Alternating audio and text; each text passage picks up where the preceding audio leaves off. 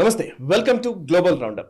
అంతర్జాతీయ పరిణామాల్ని భారతీయ దృక్కోణంలో విశ్లేషించే చర్చా కార్యక్రమం గ్లోబల్ రౌండప్ 145వ ఎపిసోడ్ రూపంలో మీ ముందుకు వచ్చాము. ఈ వారం జరిగిన వార్తాంశాలపై విశ్లేషించేందుకు అంతర్జాతీయ వ్యవహారాల నిపుణులు, విశ్లేషకులు మామిడి గిరిధర్ గారు నేషనల్ స్టెప్ స్టూడియోలో ఉన్నారు. వారితో మాట్లాడదాం. నమస్కారం సార్. నమస్తే సాయి. నమస్తే సార్. ఈ వారం గ్లోబల్ రౌండప్లోకి వెళ్లే ముందు గత వారం 144వ ఎపిసోడ్లో వచ్చినటువంటి కొన్ని కమెంట్స్ని ర్యాండమ్గా మేము పిక్ చేయడం జరిగింది. వాటిని చూద్దాం.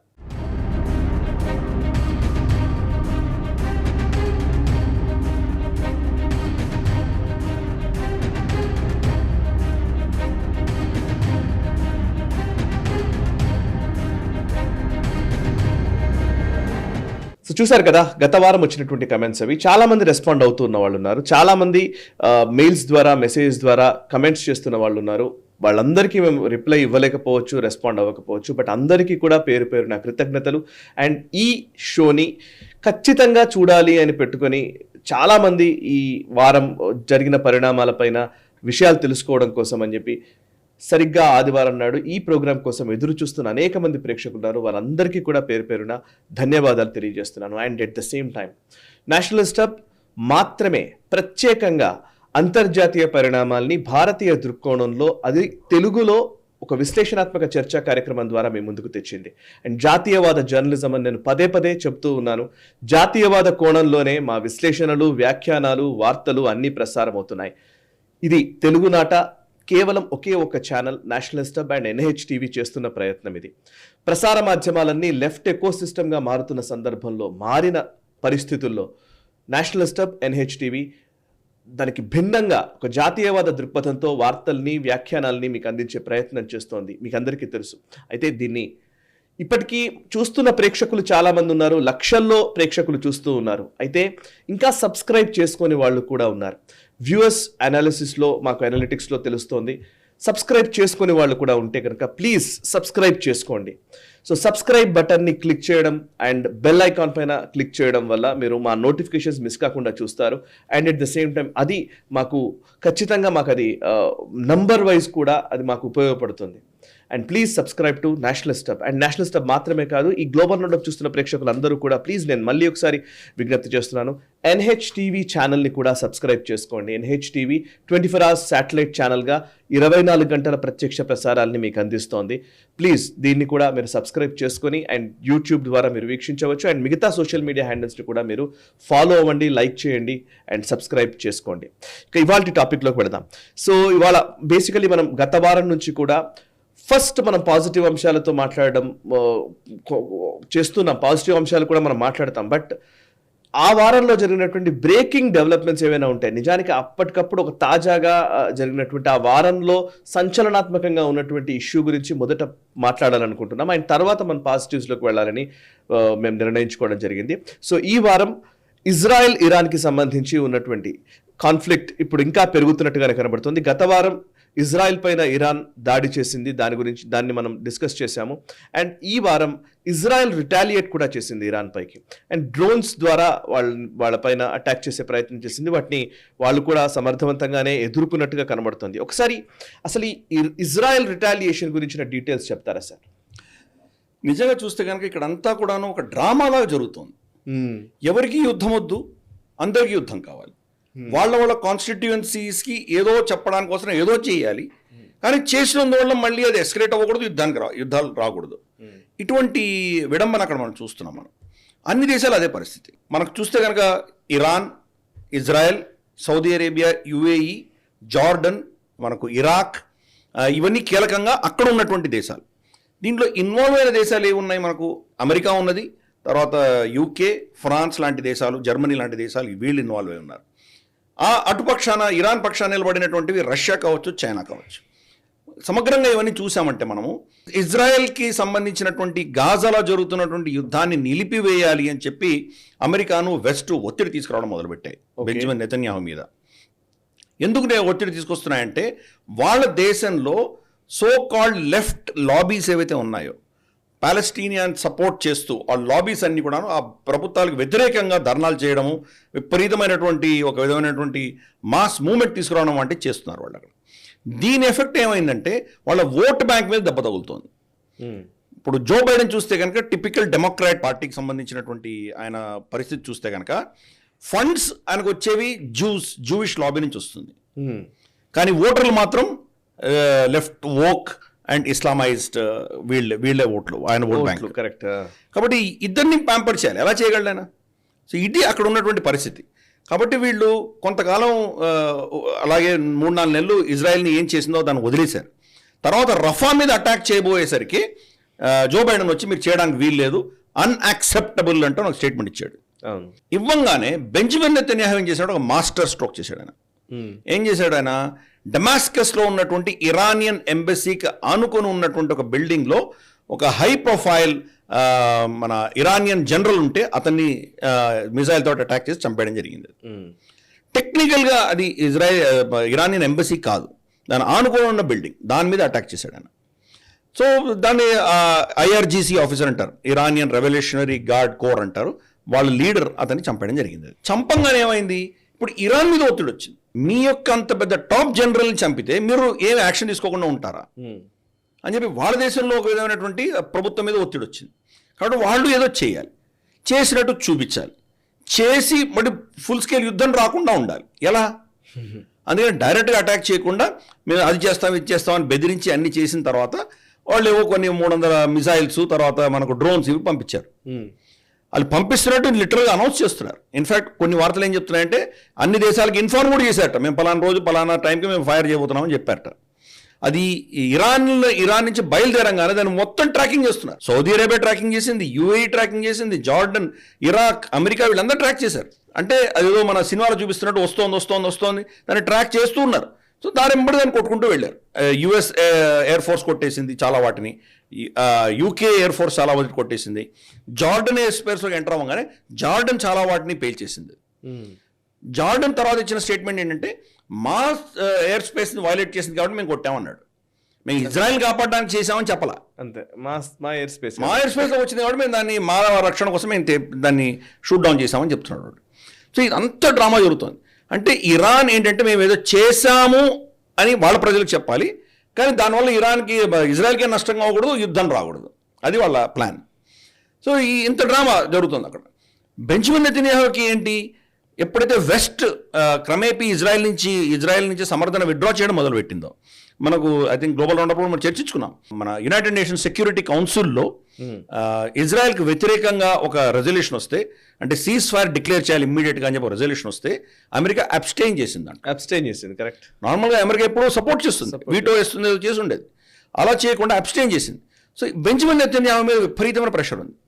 ఎప్పుడైతే డమాస్కస్లో ఈ IRGC కమాండర్ని ఆయన చంపేశాడో ఇంక గతి లేని పరిస్థితిలో మళ్ళీ జో బైడెన్ 180 degrees వెనక్కి తిరిగి ఇజ్రాయెల్ని సపోర్ట్ చేయవలసినటువంటి పరిస్థితి. తను ఏం క్లెయిమ్ చేశాడంటే ఈ డ్రోన్స్ అనేవి మేమే పేల్చేసాము అని చెప్పి జో బైడెన్ క్లెయిమ్ చేసుకున్నాడు. ఎందుకు? తన ఫండర్స్కి చెప్పాలి కదా, తనకి ఫండింగ్ ఇచ్చేటువంటి జూస్కి నేను ఇజ్రాయెల్ పక్షాన ఉన్నానని చెప్పుకోవాలి కదా. అది మళ్ళీ ఓటర్స్కి ఏం చెప్తాడు? ఓటర్స్కి చెప్పడానికి కోసం ఏం చెప్పాడంటే ఈ అటాక్ని ఇక్కడితో నిలిపివేస్తున్నాము, దీన్ని ఎస్కలేట్ అవ్వకుండా మేము ఆపుతున్నాము అని ఇంకో స్టేట్మెంట్. సో ఇంత డ్రామా జరుగుతుంది అన్నమాట ఇక్కడ. మరి జార్డన్ ఏమో ముస్లిం స్టేట్, ఇజ్రాయెల్ మీద దాడులు అవుతే వాళ్ళు హై ఉండాలి కదా, వాళ్ళు ఎందుకు దానికి షూట్ డౌన్ చేశారు వాళ్ళు. ఇప్పటికి కూడా ఇజ్రాయెల్ యొక్క మిసైల్స్ కానీ వాళ్ళ ఎయిర్ క్రాఫ్ట్స్ కానీ సౌదీ ఎయిర్ స్పేస్ ఓపెన్గానే ఉంది. అదిలా మరి ఇంత గొడవ అవుతుంటే కనుక అందులో ఒక నాన్ ముస్లిం దేశమైనటువంటి యహూదీ దేశం మీద అటాక్ జరుగుతుంటే పెద్దపీట వేసినటువంటి Saudi Arabia air space cut చేసేసి ఉండొచ్చు కదా, వాళ్ళ మీద ఆంక్షలు విధించి ఉండొచ్చు కదా. కరెక్ట్. ఎందుకు దాన్ని నార్మల్గా ఉన్నారు వాళ్ళు? డ్రామా, అందరూ డ్రామాలు ఆడుతున్నారు ఇక్కడ. అమెరికా ఏంటి చెప్పాను కదా ఇందాక, వాళ్ళకు 2 లాబీస్ ఉన్నాయి, వాళ్ళ ఫండింగ్ లాబీ ఒకటి, ఓటర్ లాబీ, ఇద్దరిని సాటిస్ఫై చేయడం వాళ్ళు ఏదో చేస్తున్నారు. ఇది అక్కడ జరుగుతున్నటువంటి పరిస్థితి. ఇరాన్ ఇజ్రాయెల్ మీద దాడి చేసింది కాబట్టి ఇజ్రాయెల్ మళ్ళీ రిటాలియేటరీ దాడి చేయక తప్పదు, వాళ్ళ కాన్స్టిట్యూషన్లో ఉంది. మన మీద దాడి చేస్తే కానీ మనం రిటాలియేషన్ చేసి తీరాలి అని వాళ్ళకు ఒక పాలసీ ఉన్నది. వాళ్ళకు ఆ పాలసీ ప్రకారం అటాక్ చేయాలి. ఎలా చేయాలి? ఇమ్మీడియట్ జో బైడెన్ వచ్చి అటాక్ చేయడానికి వీలు లేదు అని ఒత్తిడి తీసుకొచ్చాడు. వాళ్ళ war cabinet, Israel war cabinet 2-3 సార్లు కూర్చొని చర్చించారు ఏం చేయాలి. ఫైనల్గా ఇరాన్ మీద ఏవో కొన్ని డ్రోన్స్ వచ్చాయి, అటాక్ చేసాయి. ఇజ్రాయెల్ మేము అటాక్ చేసామని చెప్పలేదు. యాక్చువల్లీ రిటాలియేషన్ అనొచ్చా అనేది కూడా డౌట్ వచ్చింది నాకు యాక్చువల్లీ. ఎందుకంటే ఇజ్రాయెల్ రిటాలియేషన్ ఇంత సింపుల్ గా ఉండదు. లిటరల్లీ వాళ్ళ హిస్టరీ చూస్తే వాళ్ళు ఒక్కసారి బాంబార్డ్ చేయడము లేకపోతే అటాక్ చేయడం మొదలు పెడితే మామూలుగా చేయరు. మనం గాజాలో చూసాము, ఎక్కడైనా ఇంతకుముందు 6 Day War అన్ని తెలుసు కదా. ఇది నిజంగా రిటాలియేషన్ అయినా అనే క్వశ్చన్ ఉంది. నేను చదువుతూ కూడా అదే అనుకున్నాను. కరెక్ట్ చెప్తారు. కరెక్ట్. అంటే వీళ్ళు కూడా డ్రోన్ అటాక్స్ చేశారు. ఒక్కటే ఏంటంటే ఇరాన్ లాగా వీళ్ళు ముందస్తుగా ఎవరికి చెప్పలేదు, అటాక్ జరిగినాయి. మరి ఎక్కడి నుంచి వచ్చినాయి అంటే చెప్పారు కదా, ఇజ్రాయెల్ డిఫెన్స్ ఫోర్సెస్ నుంచి ఒక స్టేట్మెంట్ అయితే వచ్చింది, మేము వి విల్ రిటాలియేట్ అన్నాడు. కానీ ఎప్పుడు చేస్తామని చెప్పలేదు. తర్వాత అటాక్ జరిగిన తర్వాత మేమని చేసాం క్లెయిమ్ కూడా చేయలేదు. మరి పరిస్థితి ఏంటిది? ఒకవేళ ఇరాన్ నుంచే వాళ్ళు షూట్ చేసుంటే అదే రూల్ జార్డన్ అప్లై చేయాలి కదా. వాళ్ళ ఎయిర్ స్పేస్ వైలేట్ చేసినందుకు ఇజ్రాయలీ డ్రోన్స్ కూడా వాళ్ళు షూట్ డౌన్ చేయాలి కదా. ఎందుకు చేయలేదు? ఇరాక్ మీద ఓవర్ఫ్లో అయింది. ఇన్ఫాక్ట్ ఇరాక్ లో కూడా ఒక దాడి జరిగింది. ఓకే, ఇరాక్ లో ఉన్నటువంటి ప్రో ఇరానియన్ దళం ఉంటే దాని మీద కూడా వీళ్ళు అటాక్ చేసి వాళ్ళని చంపారు. ఎవరు? ఇజ్రాయలీస్. మళ్ళీ వీళ్ళు ఎయిర్ స్పేస్ వైలేట్ అయినందుకు వాళ్ళు ప్రొటెస్ట్ చేసి ఉండాలి, మాట్లాడలేదు. ఇరాన్ అయినా చెప్పు ఉండాలి ఈ దాడులు ఉన్నవి ఇజ్రాయెల్ నుంచి వచ్చాయని వాళ్ళు చెప్పు ఉండాలి. ఇజ్రాయెల్ ఎయిర్ స్పేస్ నుంచి మా దగ్గరకు వచ్చాయని చెప్పు ఉండాలి. అది కూడా వాళ్ళు చెప్పట్లేదు. ఈ ఏదో చిన్న డ్రోన్స్ వచ్చాయి, ఇవి ఎందుకు పనికి రాకుండా నిస్తేజ్ అన్ని పడిపోయాయి, మాకేం నష్టం జరగలేదు, మేము దీన్ని మళ్ళీ రిటాలియేట్ చేయడానికి మేము ఆలోచించట్లేదు అని వాళ్ళు చెప్పేసుకున్నారు. అంటే ఏంటి? అందరూ డ్రామాలు ఆడుతున్నారు. ఫర్ ఇన్స్టెన్స్, మనం బాలాకోట్లో వెళ్ళి కొట్టొచ్చినప్పుడు మనకు తెలుసు, పాకిస్తాన్కి తెలుసు మనం ఏం చేశామని. అక్కడ 300 పైబడి అందరూ చనిపోయారు. బహుశా జైషే మహమ్మద్ చీఫ్ కూడా దాంట్లో చనిపోయి ఉండొచ్చు. ట్రైనింగ్ క్యాంప్ అంతా మొత్తం చంపేశాం, అందరు చనిపోయారు. కానీ వాళ్ళు ఏం చెప్పారు? ఏవో పక్షులన్నీ చెట్లను కొట్టిపోయారు వీళ్ళు అని చెప్పారు వాళ్ళు. Pakistan face saving. అలాగే ఇరాన్ ఫేస్ సేవింగ్ చేస్తుంది, అలాగే ఇజ్రాయెల్ ఫేస్ సేవింగ్ చేస్తుంది. అందరూ ఫేస్ సేవింగ్ చేస్తున్నారు. ఎవరికి యుద్ధం వద్దు కానీ ఏదో చేసిన ఆ దేశంలో మాత్రం హీరోయిక్ అప్రోచ్. ఫర్ ఇన్స్టెన్స్ ఖమెనీని ఏం చేశాడంటే అతను ఒక డ్రోన్ ఫుటేజ్ అల్ అక్సా మాస్ మీదుగా వెళ్తున్నటువంటి ఇరానియన్ డ్రోన్ దాని వీడియో పెట్టి చూస్తుండండి, జెరూసలేం అంతా కూడా ఇప్పుడు ఇస్లామిక్ అయిపోతుంది అని ఒక ప్రగల్భాలు పలికి ఒక వీడియో రిలీజ్ చేశాడు. తన ప్రొపగండా అయిపోయింది, సాల్వ్. అంటే ప్రతి ఒక్కరు డ్రామాలు ఆడుతున్నారు ఇక్కడ. దీన్ని ఎస్కలేట్ చేయకుండా ఏదో చేసినట్టు చూపించాలి, ఆ ప్రయత్నాలు చేస్తున్నారు. Very interesting. దీని వెనకాల యాక్చువల్గా నిజంగా యుద్ధం అంటూ వస్తే కనుక ప్రపంచం అతలాకుతలం అయిపోతుంది. ఎందుకంటే ఎనర్జీ ఇన్సెక్యూరిటీ వచ్చేస్తుంది, ఫుడ్ ఇన్సెక్యూరిటీ వస్తుంది, అన్ని రకాలుగా ట్రేడ్ ఇంబ్యాలెన్స్ వచ్చేస్తుంది. సో చాలా ప్రాబ్లమ్స్ వస్తాయి. అయినా కానీ కూడా యుద్ధం చేయడానికి సిద్ధంగా ఉన్నటువంటి పరిస్థితుల్లో నిజంగా వాళ్ళకు ఉంటే కనుక వీళ్ళని బ్యాక్ చేసేది ఎవరు? ఇజ్రాయెల్ని బ్యాక్ చేసేది అమెరికా సిద్ధంగా లేదు. ఇరాన్తో డైరెక్ట్గా యుద్ధంలో దిగితే కనుక మేము మీ రక్షణకు రామని చెప్తున్నారు. చెప్పినా కానీ నిజంగా యుద్ధం అంటూ వస్తే కనుక అమెరికాకు గతి లేదు. గత్యంతరం లేకుండా వాళ్ళు ఇజ్రాయెల్ని సపోర్ట్ చేయక తప్పదు. రెండు, ఇరాన్ సంగతి చూద్దాం. ఇరాన్ ఎవరు సపోర్ట్ చేస్తున్నారు? రష్యా, చైనా బ్యాక్ చేస్తున్నాయి. రష్యా పరిస్థితి వాళ్ళదే దుర్భరమైన పరిస్థితి. 1,00,000 మంది పైబడి వాళ్ళ సైనికులు ఆల్రెడీ చనిపోయారు. వాళ్ళ దగ్గర ఉన్న ఎక్విప్మెంట్ అంతా యుక్రెయిన్లో వాడుకుంటున్నారు. సో వాళ్ళ పరిస్థితి కష్టంగానే ఉంది. సో ఏదో తూతు మంత్రంగా ఏదో సహాయం చేసి చేయొచ్చేమో కానీ అంతకుమించి వాళ్ళు పెద్దగా వీళ్ళ వెనకాల నిలబడేటువంటి పరిస్థితి లేదు. చైనా చూస్తేనేమో వాళ్ళ ఎకానమీ కుదేలవుతోంది. వాళ్ళు నిజంగా అంతంత బిలియన్స్ ఆఫ్ డాలర్స్ వెచ్చించి దీని మీద దిగ్గలరా? ఒకవేళ వాళ్ళు ప్రత్యక్షంగానో పరోక్షంగానో వాళ్ళకి దిగితే వాళ్ళ మీద ఆంక్షలు విధిస్తే పరిస్థితి ఏంటి వాళ్ళ పరిస్థితి? కాబట్టి ఇవంతా కూడా ఏంటంటే అంత ఒక డ్రామా చేసి వదిలేస్తున్నారు. ఇప్పటికీ సద్దుమణిగినట్లే మనం అనుకుందాం.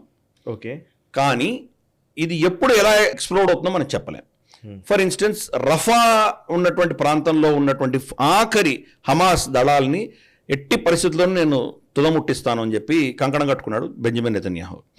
వాళ్ళ దేశంలోనే బెంజమిన్ నెతన్యాహు దిగిపోవాలి అని అతని మీద ఒత్తిడి వస్తుంది. యుఎస్ కాంగ్రెస్ లో చాలా మంది ఇతన్ని రిజైన్ చేసి మళ్ళీ ఎలక్షన్స్కి వెళ్ళమండి అని వాళ్ళు ప్రెషరైజ్ చేస్తున్నారు. తర్వాత మరి వెస్ట్ అంతా ఎందుకు రఫా మీద యుద్ధం జరగకుండా ఆపే ప్రయత్నం ఎందుకు చేస్తున్నారు? అంటే వాళ్ళు హమాస్ ఉండాలని కోరుకుంటున్నారా? ఇవన్నీ పెద్ద ప్రశ్నలు ఉన్నాయి. ఎందుకంటే వాళ్ళకు ఆ ప్రాంతం అంతా అస్థిరంగా ఉంది అంటే కనుక వాళ్ళ మందు సామాగ్రి అమ్ముకోవచ్చు, వాళ్ళ ఇన్ఫ్లుయెన్స్ ఉంటుంది అక్కడ. ఎసెన్షియలీ సున్నీ షియా డివైడ్ మధ్యలో ఇన్సెక్యూరిటీ వల్ల వాళ్ళు లాభం పొందారు అక్కడ. వాళ్ళు కనుక అక్కడ ఇన్సెక్యూరిటీ పోయి యుద్ధం లేకుండా హమాస్ని కంప్లీట్గా నాశనం చేసేయగలిగితే, హమాస్ని, హిజ్బుల్లాని, ఇజ్రాయెల్ కానీ నాశనం చేస్తే ఇంకా అమెరికా అవసరం ఎందుకు ఉంటుంది అక్కడ? ఎందుకంటే ఆల్రెడీ సున్నీలతో మైత్రి వచ్చేసింది వాళ్ళకు. యుఏఈ, సౌదీ వీళ్ళందరితో మైత్రి వచ్చేసింది. ఇరాన్ ఆబ్వియస్లీ మెల్లిగా వాళ్ళు కూడా వాణిజ్యం కావాలి కూడా వాళ్ళు కూడా రావచ్చు, మనకు తెలియదు. ఈ పరిస్థితుల్లో అమెరికా ఇన్ఫ్లుయెన్స్ ఏమవుతుంది? మళ్ళీ అక్కడ రష్యా, చైనా వచ్చి తిష్ట వేస్తే ఎలా? అవుట్ అంతే. అందుకని వాళ్ళని రానివ్వకుండా ఇక్కడ కాన్ఫ్లిక్ట్ కొనసాగాలి. అందుకని హమాస్ని చంపడానికి వీలు. సో ఎంత కాంప్లికేటెడ్ ఉందో మనం అర్థం చేసుకోవచ్చు. మనం చూస్తున్న కథ వేరే. మనం ఇది కూడా ఒకసారి అనుకున్నాం, యుఎస్ స్ట్రాటజీ కూడా ఎప్పుడు కూడా 2 దేశాలు ఉండాలి, ఆ 2 దేశాల మధ్య గొడవలు ఉండాలి. ఆ రెండిటికి మధ్య గొడవలు ఉండాలి. మన ఏమంటారు, మన వెపన్స్ మనం అమ్ముకోవాలి. అక్కడ కాన్ఫ్లిక్ట్ నడుస్తున్నంతసేపు ఆ అస్థిరత ఉంటేనే మన అగ్రరాజ్యంగా ఉంటుంది. కరెక్ట్, వాళ్ళ ఇన్ఫ్లుయెన్స్ ఉంటుంది అక్కడ. ప్లస్ డాలర్ పెగ్డ్ ఫ్యూయల్ కూడా అంతే. ఫ్యూయల్ అంతా డాలర్ పెగ్డ్. అవును. ఇప్పుడు అమెరికా అక్కడి నుంచి వెళ్ళిపోయిందంటే పరిస్థితి ఏంటి? ఈరోజు నిజంగా వాళ్ళు డాలర్లో ఎందుకు ట్రేడ్ చేయాలి? అవును.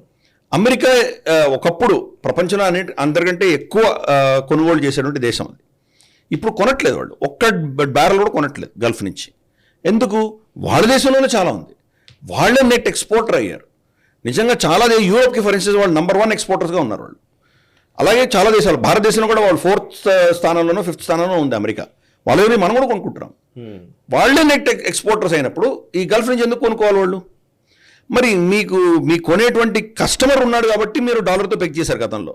ఇప్పుడు కస్టమరే లేడు, మీకు డాలర్తో ఎందుకు చేయాలి? మీరు చైనాతో యువాన్తో చేయొచ్చు, భారతదేశంతో రూపాయితో చేయొచ్చు, ఇంకేదో పెట్టుకొని చేయొచ్చు కదా వాళ్ళు. ఈ భయం అమెరికాకు ఉంది. వాళ్ళ డాలర్ కంట్రోల్ పోయిందంటే కనుక వాళ్ళ కంట్రోల్ పోతుంది ఈ ప్రాంతం అని. అందుకని ఏదో అక్కడ ఘర్షణ జరుగుతూ ఉండాలి.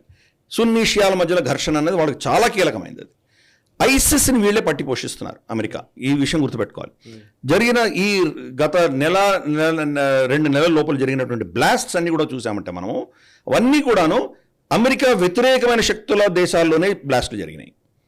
రష్యాలో జరిగింది, ఆ కార్డ్సెట్లో జరిగింది, అది పెద్ద అటాక్ జరిగింది. ఐసిస్ ఖొరాసాన్ క్లెయిమ్ చేసింది. అలాగే మనం చూస్తే కనుక ఇరాన్లో అటాక్ జరిగింది. ఖాసిం సులేమానీ యొక్క యానివర్సరీకి వెళ్తుంటే అక్కడ అటాక్ జరిగింది. అలాగే మనకు చూస్తే కనుక ఆఫ్ఘనిస్తాన్లో అటాక్ అవుతున్నాయి. తాలిబాన్ కూడా మోరర్లెస్ అమెరికా యొక్క అలయనే చెప్పాలి.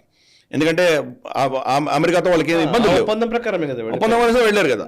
అక్కడ దాడులు జరుగుతున్నాయి. ఎక్కడ చూసినా కానీ అమెరికాని టచ్ చేయట్లేదు ఐసిస్ ఖొరాసాన్.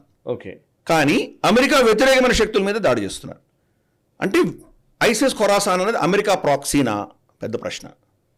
సో అందరూ వాళ్ళ ప్రాక్సీస్ను వాడుకొని అక్కడ యుద్ధాలు చేస్తుంటారు.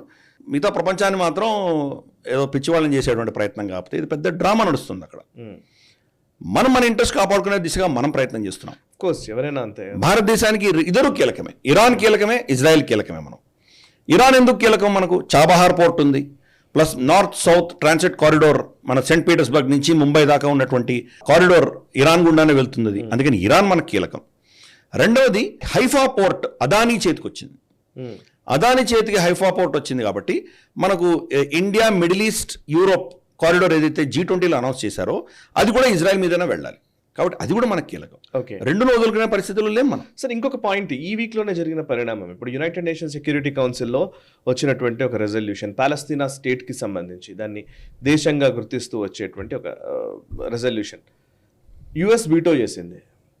యాక్చువల్లీ మనం దానికి సపోర్ట్ చేస్తున్నాం. నిజానికి 2 నేషన్ థియరీని మనము మొదటి నుంచి ఉన్న పాలసీని కంటిన్యూ చేస్తున్నాం మనం. ఇప్పుడు మీరు అన్నట్టుగానే పాలస్తీనా విషయంలో అండ్ ఇజ్రాయెల్ అటాక్స్ ఆపాలి అనే విషయంలో ఎంత సీరియస్గా ఉందో, ఇంకోవైపు పాలస్తీనాకి సంబంధించి పాలస్తీనా దేశం అనే విషయంలో మళ్ళీ ఇజ్రాయెల్కి సపోర్ట్ చేసినట్టుగానే కనబడుతుంది. అంతే కదా? కరెక్ట్. మనం ఏం చేస్తున్నామంటే మన చాలా కాలం నుంచి ఉన్నటువంటి మన పాలసీలో మార్పు తీసుకురాలేదు. 2 రాష్ట్రాలు ఉండాలి, పాలెస్టైన్ అన్న దేశం ఉండాలి అని మనం దాన్ని రికగ్నైజ్ చేస్తున్నట్లు ఆల్రెడీ వాళ్ళ దౌత్య వ్యవహారాలకు సంబంధించినటువంటి ఆఫీస్ ఒకటి ఢిల్లీలో ఉన్నది, పాలెస్టైన్ సంబంధించి. అలాగే మనం ఇందిరాగాంధీ గారు ఉన్నప్పుడు చాలా అవార్డ్స్ ఇచ్చాము, వాళ్ళని చేసాం మనం. కరెక్ట్. యాసిర్ అరాఫత్ టైం నుంచి అప్పటి నుంచి కూడా మనకు వాళ్ళతో ఉన్నాయి అవి.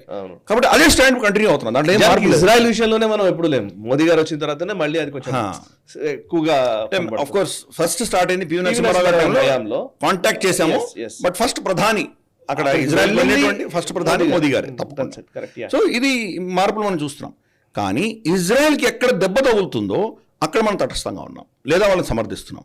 Correct. For instance cease fire చేయాలి అని చెప్పి ఇచ్చిన రెజల్యూషన్, రఫాలో గాజాలో సీజ్ ఫైర్ డిక్లేర్ చేయాలి ఇమ్మీడియట్గా అని చెప్పి రెజల్యూషన్ యునైటెడ్ నేషన్స్లో వస్తే మనం దాన్ని అబ్స్టెయిన్ చేసాం. మనం అంటే దాన్ని సమర్థించలేదు, దాన్ని వ్యతిరేకించలేదు, అబ్స్టెయిన్ చేసాం. అంటే టాసిట్గా ఏం చెప్తున్నాం, ఇజ్రాయెల్ వెళ్ళి వాళ్ళ హమాస్ని చంపేటువంటి అధికారం వాళ్ళకు ఉన్నదని ఒప్పుకుంటున్నాం మనం. అవును, కొన్ని సందర్భాల్లో. కానీ దాన్ని కూడా మనం ఓపెన్గా ఎందుకు సమర్థించాలంటే సివిలియన్స్ చచ్చిపోతున్నారు కాబట్టి మనం అది కూడా చేయకుండా తటస్థంగా ఉన్నాం మనం. పాలస్తీనియా హక్కులకు సంబంధించిన విషయం ఏదైతే ఉందో దాంట్లో మనం చాలా స్పష్టంగా 2 దేశాలు ఉండాలని మనం ఒప్పుకున్నాం. మనం చెప్పేది ఏదో మన పాలసీ కాదు, ఇజ్రాయెల్ యొక్క సొంత పాలసీనే. వాళ్ళే ఆల్రెడీ పాలస్తీనియన్ లిబరేషన్ ఆర్గనైజేషన్ తోటి పాలెస్టీనియన్ అథారిటీ తోటి గతంలో చర్చలు చేసి ఒప్పందాలు చేసుకున్నారు. మీకు వేరే రాష్ట్రం ఇస్తాము అని ఒప్పుకున్నారు. డిస్ప్యూట్ అంతా కూడా బార్డర్స్ ఎక్కడ ఉండాలి అని. వాళ్ళేమో 1967 బార్డర్స్ వాళ్ళు అనుకుంటే, ఇంకెవరో 1953 బార్డర్స్ అంటే, ఇజ్రాయెల్ ఏమో ఈ రోజు ఉన్న బార్డర్స్ ఇస్తాము అంటున్నారు. దాంట్లోనే వివాదం. కానీ వాళ్ళకి వేరే రాష్ట్రం ఇస్తాం అన్నది ఎప్పుడో అఫీషియల్గా ఇజ్రాయెల్ దేశం కూడా ఒప్పుకుంది. కాబట్టి భారతదేశం దాని నుంచి వెనక్కి ఎందుకు వెళ్తుంది? వెళ్ళదు కదా. అందుకే మన ఇంట్రెస్ట్ కాపాడుకునే ప్రయత్నం మనం చేస్తున్నాం ఇక్కడ. సూపర్, మీరు చెప్పింది కరెక్టే సార్. ఇప్పుడు పాలస్తీనా విషయంలో మన స్టాండ్ గురించి మీరు చెప్పారు. నేను దానికి కొనసాగింపుగానే యాక్చువల్లీ ఇజ్రాయెల్ పాలస్తీనా మీద దాడి చేయాలా వద్దా అనే విషయంలో మనం ఎలాగైతే బిహేవ్ చేశామో మీరు ఇందాక ఎక్స్ప్లెయిన్ చేశారు, రైట్. దానికి అబ్స్టెయిన్ చేయడం అని అంటే ఓకే యూ కెన్ అటాక్ అని చెప్పడమే అన్న ఒకవేళ అదే మెసేజ్ అయితే కనుక. నేను దానికి కొనసాగింపుగానే ఇప్పుడు లైక్ ఈ వారంలో జరిగిన ఒక వైర్ ఒక ఆర్టికల్ ఇప్పుడు మళ్ళీ అదొక పెద్ద సెన్సేషన్ అవుతోంది. సో బేసికల్లీ ఆ వైర్ని అసలు పెద్దగా పట్టించుకోవాల్సిన అవసరం లేదు, బట్ వాళ్ళు చేసే ప్రాపగండా మెషినరీలో భాగంగానే వాళ్ళు చేస్తూ ఉంటారు. వాళ్ళు రాసిన ఆర్టికల్ ఏంటంటే India's refusal to back UN arms embargo on Israel may be link to Adani drone exports. So Adani drones export చేశారు ఇజ్రాయెల్కి. ఆ అంశం గురించి వాళ్ళు ఒక ఇన్వెస్టిగేటివ్ జర్నలిజం అని చెప్పేసి ఇన్వెస్టిగేటివ్ రిపోర్ట్ అని చెప్పేసి వాళ్ళు తీసుకురావడం జరిగింది. ఇప్పుడు మీరు చెప్పిన మాటనే వాళ్ళు కోట్ చేశారు. India was one of the 13 countries to abstain from voting in resolution adopted by United Nations Human Rights Council. దీనికి ఇందాక మనం మాట్లాడుకున్న వాటి గురించి. సో దీనికి కారణం ఏంటంటే అదానీ డ్రోన్స్ ఎక్స్పోర్ట్ చేస్తున్నారు కాబట్టి అవి ఆగకూడదు కాబట్టి అవి వినియోగించబడాలి కాబట్టి భారత్ వైఖరి ఇది అని చెప్పేసి వైర్ ఒక కొత్త ట్విస్ట్ ఇచ్చే ప్రయత్నం చేసింది. దీంట్లో నిజమేంటి అంటే మనం స్ట్రైట్ అవే వైర్ ఏమి రిపోర్ట్ ఇచ్చినా తప్పకుండా అది తప్పు ఉంటుంది, అది ఒక మోటివేటెడ్ అని 100% ఉంటుంది. మనం ఫిక్స్ అయిపోవాలి ముందర. నిజం కరెక్ట్. తర్వాత వెళ్ళి చూస్తే కనుక దాని నిజాలు అర్థమవుతాయి మనకు. ఎల్బిట్ సిస్టమ్స్ అని ఒక ఇజ్రాయలీ కంపెనీని అదాని కొనుక్కుంది. అది ఇజ్రాయలీ కంపెనీ, ఇజ్రాయెల్కి సప్లై చేస్తున్నటువంటి కంపెనీ. వీళ్ళు షేర్ మార్కెట్లో దాని స్టాక్స్ కొనేశారు కాబట్టి వీళ్ళ కంపెనీ అయింది. వీళ్ళే ప్రత్యేకంగా స్టార్ట్ చేసి వాళ్ళు తయారు చేసి ఇజ్రాయెల్కి అమ్మారా అంటే కాదు. ఆల్రెడీ ఇజ్రాయెల్ కస్టమర్గా ఉన్నటువంటి ఒక కంపెనీని వీళ్ళు కొనుక్కున్నారు. కొనుక్కున్నంత మాత్రం వాళ్ళు సప్లైలు ఆపేయాలా? వాళ్ళ కస్టమర్లు పోగొట్టుకోవాలా? అక్కర్లేదు కదా. రెండవది, అదానీ గ్రూప్ చాలా స్పష్టంగా క్లారిఫికేషన్ ఇచ్చింది. మేము ఫుల్ డ్రోన్ ఇవ్వలేదు, హెర్మిస్ 900 అన్నటువంటి డ్రోన్స్ని ఒక 20 డ్రోన్స్ ఏదో పంపించారు అంటున్నారు. ఇవి దాని యొక్క బాడీ, దానికి సంబంధించిన కొన్ని దృష్టి 10 డ్రోన్స్ అని అన్నారు. పేరు ఏదో ఉండొచ్చు, హెర్మిస్ 900. వీళ్ళు బహుశా ఇండియన్ పేరు పెట్టుంటారు. వీటికి అన్నిటికి కూడాను ఫుల్ డ్రోన్ ఇవ్వలేదు వాళ్ళు. ఓన్లీ దానికి బాడీ కొన్ని కాంపనెంట్స్ మాత్రమే ఇచ్చారు. మిగతాది ఇజ్రాయెల్ వాళ్ళు అసెంబ్లీ చేసుకున్నారు, వాడుకున్నారు వాళ్ళు. ఇంకొక పాయింట్, భారతదేశం ఏమైనా ఎక్స్పోర్ట్ చేయకూడదు అని ఏమైనా రెస్ట్రిక్షన్స్ పెట్టామా? ఇప్పుడు వైర్ ఆర్టికల్ ఏం చెప్తున్నాడంటే United nations embargo on supply of military equipment Israel అంటున్నాడు. అంటే ఇజ్రాయెల్కి ఆయుధాలు సరఫరా చేయకూడదు అని యునైటెడ్ నేషన్స్ చెప్పింది అంటాడు. ఎక్కడ చెప్పింది చెప్తున్నాం? చెప్తే మరి అమెరికా ఎందుకు ఇస్తుంది? ఫ్రాన్స్ ఎందుకు ఇస్తుంది? జర్మనీ ఎందుకు ఇస్తుంది? యూకే ఎందుకు ఇస్తుంది? దీని గురించి ఎందుకు మాట్లాడరు? మరి యునైటెడ్ నేషన్స్ ఎంబార్గో అంటూ ఉంటే కనుక ఇక్కడి నుంచి సప్లైస్ అంతా దాని గురించి ఏం మాట్లాడతారు మీరు? కాబట్టి అటువంటి ఎంబార్గో లేదని మనం ఫస్ట్ అర్థం చేసుకోవాలి. ప్లస్ భారతదేశం మన ప్రైవేట్ రంగం, అది అదాని ప్రైవేట్ రంగ సంస్థ, ఎక్కడైనా అమ్ముకోవచ్చు, ఎవడైనా ఆపేయడానికి. మన భారతదేశానికి మన రక్షణకు సంబంధించినటువంటి అంశాల్లో ఏమైనా ఇబ్బందులు వస్తే, ఫర్ ఇన్స్టెన్స్ వీళ్ళు పాకిస్తాన్కి అమ్ముకోవడమో లేదా మన శత్రు దేశమైనటువంటి చైనాకి అమ్మడం, ఇటువంటివి చేస్తే బహుశా రెస్ట్రిక్షన్స్ పెట్టచ్చు. కానీ ఇతరత్ర ప్రపంచంలో వాళ్ళు అమ్మకాలు చేసుకుంటే దాన్ని ఎలా ఆపుతాం మనం? కరెక్ట్. పైపెచ్చు ఈ ప్రభుత్వం యొక్క పాలసీయే గత 4-5 సంవత్సరాలుగా ఎక్స్పోర్ట్ ఓరియంటెడ్గా ఉండాలి అని నిర్ణయించుకున్నారు. 2022-23 సంవత్సరంలో 13,000 కోట్ల ఎక్స్పోర్ట్ చేసింది భారతదేశం. ఈ సంవత్సరం అంటే 23-24 సంవత్సరంలో 21,000 కోట్ల ఎక్స్పోర్ట్ చేసింది మన దేశం. మనం చేసాం. మనం అంటే ఒక ఎక్స్పోర్ట్ దేశంగా ఎదుగుతున్నాం మనం. ఈ ఎక్స్పోర్ట్స్ ఎందుకు మనం కాదనాలి మనం? ఇవన్నీ ఒక ఎత్తు. రెండవది, మనం ఇందాక అనుకున్నట్లు హైఫా పోర్ట్ అనేది అదానికి వచ్చింది. అది చైనాని అక్కడి నుంచి పారదోలి మనకు అదానికి ఇవ్వడం జరిగింది. అది అమెరికా ఒత్తిడి వల్ల ఇజ్రాయెల్ చైనీస్ కంపెనీని తీసేసి అదానికి హ్యాండ్ ఓవర్ చేశారు. అలాగే గ్రీస్లో కూడా మనకు 2 పోర్ట్స్ రాబోతున్నాయి. అవి కూడా అదానీ బహుశా హ్యాండిల్ చేయొచ్చు, లేదా ఒకటి అదానీ ఒకటి ఎల్ఎన్టీ హ్యాండిల్ చేయొచ్చు బహుశా. సో ఈ కారిడోర్ అంతా కూడా మనం సెక్యూర్ చేసుకుంటున్నాం. మరి ఇజ్రాయెల్ తోటి అంత పెద్ద హైఫా పోర్ట్ అదానీ చేతిలో ఉన్నప్పుడు మరి మిగతా ఇతరత్ర బిజినెస్ ఉండకూడదని ఏమైనా చెప్పగలం మనం? కరెక్ట్. సో ఏ అంశంలో వీళ్ళు చెప్తున్నారు? దానికి ఏమైనా చిత్తశుద్ధి ఉందా అంటే లేదు. సో ఇదంతా ఏకపక్షంగా వాళ్ళు చెప్తున్నారు. సో అందుకని ఏదో ఒక బూగి చేయాలి అని చెప్పి ఏదో ఒక సెన్సేషన్ క్రియేట్ చేసే దృష్టిగా వాళ్ళు మాట్లాడుతున్నారు. కానీ ఏ యాంగిల్లో చూసినా ఇది చట్టవిరుద్ధం కాదు, మన దేశ చట్టవిరుద్ధం కాదు, ఇంటర్నేషనల్ చట్టవిరుద్ధం అంతకంటే కాదు. ప్లస్ వీళ్ళు నిజంగా వాళ్ళని చంపడానికి పంపించలేదు. ఫర్ ఇన్స్టెన్స్ పాకిస్తాన్ బ్రిటన్కి వాళ్ళు మిసైల్స్ అమ్మారు, మిసైల్స్ కదా ఏమంటారంటే షెల్స్ అమ్మారు, 155mm క్యాలిబర్ షెల్స్ అమ్మారు. వాళ్ళు అమ్మింది ఎవరికి? యూకేకి అమ్మారు. యూకే ఏం చేసింది? గతంలో యుక్రెయిన్కి పంపించేది. ఇజ్రాయెల్కి ఎప్పుడైతే అవసరం వచ్చిందో పాకిస్తాన్ నుంచి కొన్నటువంటి ఈ షెల్స్ని ఇజ్రాయెల్కి పంపించారు. ఓకే, అంటే ఏంటి? పాకిస్తాన్ ఇజ్రాయెల్కి అమ్ముతోందని అర్థం? అంతే కాదు, అంతే కదా. కరెక్ట్. సో ఏ కంపెనీ, ఒక కంపెనీ 2 కంపెనీలు కొనుక్కుంటున్నాయి, ఒకరు అమ్ముతున్నాడు కొంటున్నారు, అంతే. It's commercial deal. కరెక్ట్. దాన్ని ఒక రంగు పులిమి దానికి ఏదో పెద్ద బూచిలా చూపించేటువంటి ప్రయత్నం వీళ్ళు వాళ్ళు చేస్తున్నారు. కానీ ఇదంటే ఏంటంటే ఫస్ట్ చైనా ఒక అంటే అజెండా. ఇప్పుడు దీన్ని ముందుకెళ్తే ఏమవుతుంది? రాహుల్ గాంధీ ఏమంటాడంటే అసలు భారతదేశం పనిచేస్తుందే అదాని కోసం అనే ట్విస్ట్ ఇచ్చేస్తారు. కరెక్ట్. సో ఇటువంటివి చాలా ఉంటాయి. ఈ టెక్నికాలిటీస్ ఇవన్నీ ఉండవు. కరెక్ట్. ఎందుకంటే అదానిని ఎందుకు టార్గెట్ చేయాలంటే అదాని చేస్తున్నది చైనాకి దెబ్బ కాబట్టి చైనాని సమర్థించడానికి బాస్ కాబట్టి చైనాని ఆబ్వియస్లీ, ఎందుకంటే వాళ్ళతోటి లోపాయకార ఒప్పందం కూడా ఉంది, ఎంఓయూ ఉంది. సో ఆబ్వియస్లీ వాళ్ళ రక్షణ, వాళ్ళ సపోర్ట్ కింద వాళ్ళు వచ్చేస్తారు. వైర్కి ఫండింగ్ ఎక్కడి నుంచి వస్తుందో మనకు తెలుసు. కరెక్ట్. ఆబ్వియస్లీ వాళ్ళ బాసెస్కి వాళ్ళు సపోర్ట్ చేసే దిశగా వీళ్ళు ఇటువంటి ఆర్టికల్స్ రాస్తారు. సో మన దేశం ఇజ్రాయెల్ తోటి నార్మల్ వాణిజ్యపరమైనటువంటి సంబంధాలు పెట్టుకున్నాం మనం. నార్మల్ వాణిజ్యపరమైన సంబంధాల్లో ఇచ్చిపుచ్చుకోవడాలు ఉంటే వాళ్ళ దగ్గర మనం కొనుక్కుంటాం, మన దగ్గర వాళ్ళు కొనుక్కుంటారు. ఇది నార్మల్గా నడుస్తుంది. వాళ్ళు యుద్ధం చేస్తున్నారో చేయట్లేదో దానికి సంబంధం లేదు. యుద్ధం చేస్తున్నప్పుడు మనం సప్లై చేయకుండా శాంతిగా ఉన్నప్పుడు సప్లై చేస్తే ఏం లాభం? ఓకే. కాబట్టి ఏ యాంగిల్లో చూసినా ఈ వైర్కి చిత్తశుద్ధి లేకుండా వీళ్ళు ఒక విధమైన ఫాల్స్ నేరేటివ్ క్రియేట్ చేశారని స్పష్టంగా అర్థమవుతుంది. సరే, ఇప్పుడు ఇవన్నీ మాట్లాడుతూ ఉంటే నాకు ఒక పాయింట్, లైక్ ప్రతిసారి మనము భారతదేశ ప్రయోజనాల్ని మనం దృష్టిలో ఉంచుకొని మనం బిహేవ్ చేయాలనేది మీరు పదే చెప్తూ ఉంటారు.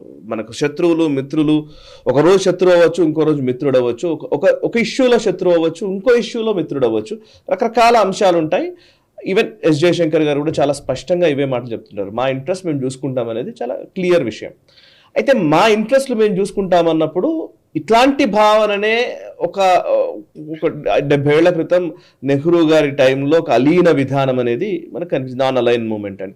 సో అది ఇటు వెస్టర్న్ బ్లాక్కి, లేకపోతే అటు యుఎస్ బ్లాక్ కావచ్చు, లేకపోతే సోవియట్ యూనియన్ బ్లాక్ కావచ్చు, రెంటికి మేము ఉండము, మేము మధ్యలో తటస్థంగా ఉంటాం, మాకు మేము ఉంటాము అనే ఒక దృక్పథాన్ని కలిగి ఉన్నారనేది ఈవెన్ పుస్తకాలు అందరం చదువుకున్నాం.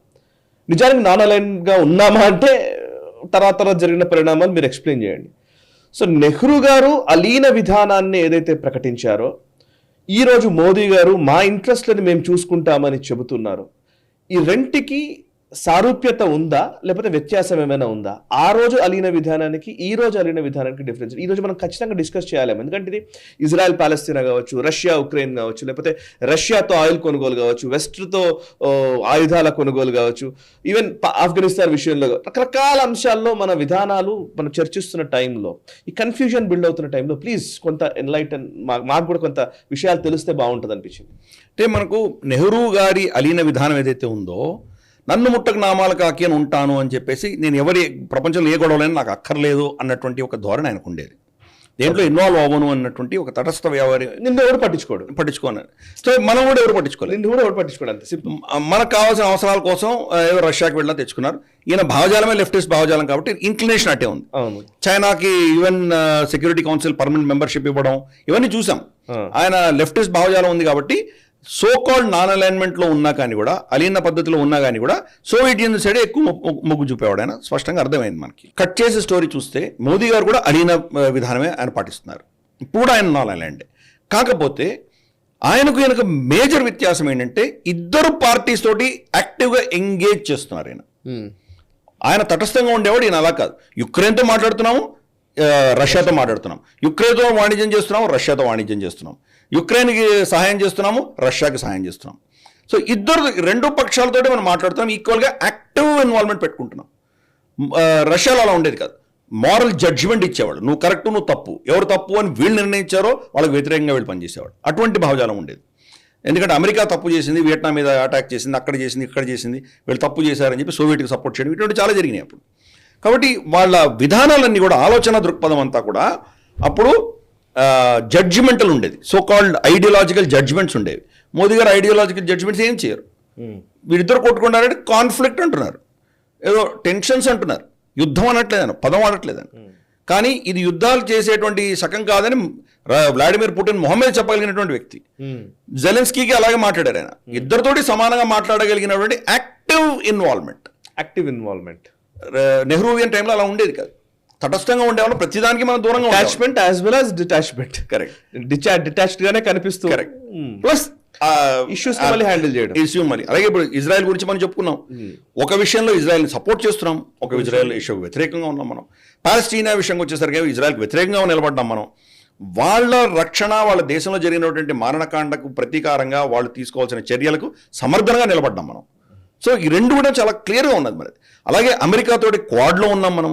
అమెరికా వ్యతిరేకమైన కూటమి ఏదైతే మనకు షాంఘై కార్పొరేషన్ SCO ఉన్నదో దాంట్లో ఉన్నాం మనం. అంటే వైవిధ్యంగా ఉన్న రెండిట్లో యాక్టివ్గా ఉన్నాం. రెండిటి ప్రెసిడెన్సీ మనం తీసుకున్నాం. క్వాడ్ ప్రెసిడెన్సీ మనకు ఉండింది, SCO ప్రెసిడెన్సీ ఉండింది. సో యాక్టివ్ ఎంగేజ్మెంట్ బోత్ అనమాట. డిసెంగేజ్మెంట్ అనేది నెహ్రూ యొక్క ఫిలాసఫీ, మోదీ గారి ఫిలాసఫీ ఎంగేజ్మెంట్ అనేది ఆయన ఫిలాసఫీ. ఫండమెంటల్ డిఫరెన్స్ వీళ్ళిద్దరి మధ్యలో ఇది. దాంతో ఏమైందంటే మనం అంటే చాకచక్యంగా మనం హ్యాండిల్ చేయకపోతే ఒకరు మన మీద ప్రేమ పెంచుకొని ఇంకొకరు మన మీద ద్వేషం పెంచుకునేటువంటి ప్రమాదం ఉన్నది. కానీ మోదీ గారు, తర్వాత జయశంకర్ గారి చాకచక్యం, అజిత్ దోవల్ గారి చాకచక్యం, వీళ్ళందరూ కలిసి చేసినటువంటి చర్యల వల్ల ఈరోజు మనకు అందరూ కావాల్సిన వాళ్ళే, అందరూ మనల్ని కావాలని కోరుకున్నటువంటి వాళ్ళే. సో ఈ అలీన పద్ధతి అయితే ఉందో real non alignment with active involvement, active participation. అందుకని వీళ్ళిద్దరి మధ్యలో మేజర్ వ్యత్యాసం అనేది మనకు స్పష్టంగా కనిపిస్తుంది. దీనివల్ల భారతదేశానికి రెండు పక్షాల నుంచి మనకు లాభం వస్తుంది. గతంలో అలా ఉండేది కాదు. అమెరికా ఏమనుకునేది, మన సోవియట్ బ్లాక్లో ఉన్నామని చెప్పి వాళ్ళు టెక్నాలజీ మనకి ఇవ్వలేదు. వాళ్ళు టెక్నాలజీ ఇవ్వబోయేసరికి గతి లేని పరిస్థితిలో మనం రష్యా నుంచి తెచ్చుకున్నాం. మన న్యూక్లియర్ టెక్నాలజీ కావచ్చు, మన మన మన భిలాయ్ స్టీల్ ప్లాంట్ లాంటి స్టీల్ ప్లాంట్లు కావచ్చు, మన INS విక్రాంత్ లాంటివి కావచ్చు, అన్నీ అక్కడి నుంచి తెచ్చుకున్నాం. ఎక్విప్మెంట్ అంతా రష్యా నుంచి తెచ్చుకున్నాం, మనం సోవియట్ నుంచి తెచ్చుకున్నాం. ఇప్పుడు అలా కాదు, అమెరికా మనకి ఇస్తోంది, వాళ్ళు ఎక్విప్మెంట్ ఇస్తున్నారు. ఫర్ ఇన్స్టెన్స్ G414 ఇస్తున్నారు, మన తేజస్లో పెట్టడానికి వాళ్ళు ఇంజన్స్ ఇస్తున్నారు మనకి, రీపర్ డ్రోన్స్ ఇస్తున్నారు మనకి, అపాచే హెలికాప్టర్స్ వస్తున్నాయి. సో మనం ఇద్దరి దగ్గర నుంచి తీసుకుంటున్నాం మనం. సో ఈ యాక్టివ్ ఎంగేజ్మెంట్ అన్నది మోదీ గారి యొక్క ఆయన విశేషత, ఆయన గొప్పతనం అది. దానివల్ల దేశం సడన్గా మనం చూస్తే కనుక నెహ్రూవియన్ సెకండ్ నుంచి ఈరోజు మనం అందరికీ కావాల్సి వచ్చేటువంటి ఒక అజాతశత్రుగా మనం ఎదగలిగినటువంటి విషయం మనం చూస్తున్నాం. Okay, wonderful sir. ఇక నెక్స్ట్ అంశం ఇరాన్కి సంబంధించిన విషయమే sir. Iranian ambassador to India Iraj Elahi, ఆయన MSC ఏరీస్ అనే ఒక కంటైనర్ వెజల్, అది ఇజ్రాయెల్కి సంబంధించినటువంటి పోర్చుగీస్కి సంబంధించినటువంటి ఫ్లాగ్, ఇజ్రాయిల్ లింక్డ్ పోర్చుగీస్ ఫ్లాగ్తో ఉన్నటువంటి వెజల్ని వాళ్ళు ఆపేశారు. ఆ తర్వాత దాన్ని మనం దౌత్యపరంగా మన ఛానల్స్ నుంచి వచ్చినటువంటి విజ్ఞప్తుల మేరకు దాన్ని ఫ్రీ చేశారు. ఇప్పుడు ఆల్మోస్ట్ 17 మెంబర్స్ ఆఫ్ క్రూ దాంట్లో ఉన్నారని తెలుస్తోంది. కేరళకు సంబంధించిన వాళ్ళు కొచ్చికి ల్యాండ్ అయినట్టుగా తెలుస్తోంది. దీని గురించి వివరాలు తెలియజేస్తారా? షిప్ ఏదైతే ఉందో వాళ్ళు కాన్ఫిస్కేట్ చేసిన వాళ్ళ కస్టడీలో తీసుకున్న షిప్ ఇజ్రాయెల్కి సంబంధించినటువంటి షిప్ అది వాళ్ళు కాన్ఫిస్కేట్ చేశారు.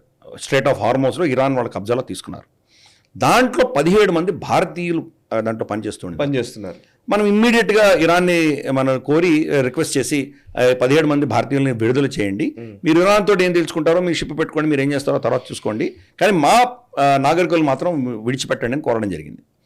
ఇమ్మీడియట్గా దాంట్లో ఉన్నటువంటి ఒక స్త్రీ, ఆవిడ పేరు యాన్ టెస్సా జోసెఫ్ అన్నటువంటి 17 మందిలో ఒక ఫీమేల్ సేలర్ కూడా ఉంది. ఆవిడని ఇమ్మీడియట్గా రిలీజ్ చేశారు. ఆవిడని కొచ్చికి తీసుకురావడం కూడా జరిగింది ఆల్రెడీ. మిగతా 16 మంది కూడా మేము వాళ్ళనేం బంధించలేదు, వాళ్ళు భారతదేశానికి రావాలంటే రావచ్చు, లేదా ఎక్కడికి వెళ్ళాలంటే వెళ్ళొచ్చు అని చెప్పి ఇరానియన్ అంబాసిడర్, భారతదేశానికి ఉన్నటువంటి అంబాసిడర్, ఆయన చెప్పడం జరిగింది. మేము వాళ్ళని నిర్బంధం చేయలేదు, మీ కోరిక మేరకు వాళ్ళని వదిలేసాము, వాళ్ళు ఎక్కడైనా వెళ్ళొచ్చు. ఫర్ ఇన్స్టెన్స్ వాళ్ళు భారతదేశం రావాలని ఇష్టపడకపోవచ్చు, వాళ్ళ ఎంప్లాయర్ ఎక్కడో ఉంటాడు కదా, ఇజ్రాయెల్లోనో మరి తెలియదు గ్రీస్లోనో ఎక్కడ ఉంటారో, మళ్ళీ అక్కడికి ఆఫీస్కి వెళ్ళి రిపోర్ట్ చేయాలనుకోవచ్చు కదా వాళ్ళు. వాళ్ళు ఫ్రీ, ఎక్కడికి వెళ్దాం వాళ్ళు వెళ్ళొచ్చు అని చెప్పేసి ఫ్రీడమ్ ఇచ్చేసామని చెప్పడం జరిగింది. అంటే అటువంటి క్లిష్ట పరిస్థితుల్లో కూడా మన నాగరికులని కాపాడి రక్షించేటువంటి ప్రయత్నమే భారతదేశం ఎప్పుడు చేస్తుంది. మనం పదే గ్లోబల్ రౌండప్స్లో చాలాసార్లు మనం చర్చించింది ఏంటంటే, మోదీ గారు పరిపాలనలో గత 10 ఏళ్లలో భారతీయ పాస్పోర్ట్ యొక్క విలువ ఎన్నో వందల రెట్లు పెరిగింది. మామూలుగా ఈ పాస్పోర్ట్ రేటింగ్స్ ఇస్తారే, రేటింగ్స్ అనేది చాలా మిథ్యాది. ఎందుకంటే ఎన్ని దేశాల్లో మీకు వీసా ఫ్రీ ఎంట్రీ ఉందో దాని ఆధారంగా వాళ్ళు రేటింగ్ ఇస్తారు మీకు. అది కాదు, వీసా ఉన్నా లేకపోయినా భారతీయుడు ఎక్కడ కష్టంలో ఉన్నా మేము ఉన్నాం మీ వెనకాల, మీకు రక్షణగా ఉన్నామని చెప్పేటువంటి దేశం ఎన్ని దేశాలు ఉన్నాయి. ఫర్ ఇన్స్టెన్స్ యుక్రెయిన్లో అమెరికన్స్ని అబాండన్ చేసి వెళ్ళిపోయింది. అలాగే ఇరాన్లో తర్వాత మనకు ఇజ్రాయెల్లో గొడవలు జరుగుతున్నప్పుడు చాలా మంది వాళ్ళు అమెరికన్ సిటిజన్స్ మేము ఏం చేయలేము అన్నట్టు చెప్పారు. కానీ మనం ఎవాక్యుయేట్ చేసాం. యెమెన్లో జరిగినటువంటి ఇష్యూస్ కావచ్చు, సిరియాలో జరిగినటువంటి ఇష్యూస్ కావచ్చు, ఎవాక్యుయేట్ చేసింది మనమే కదా.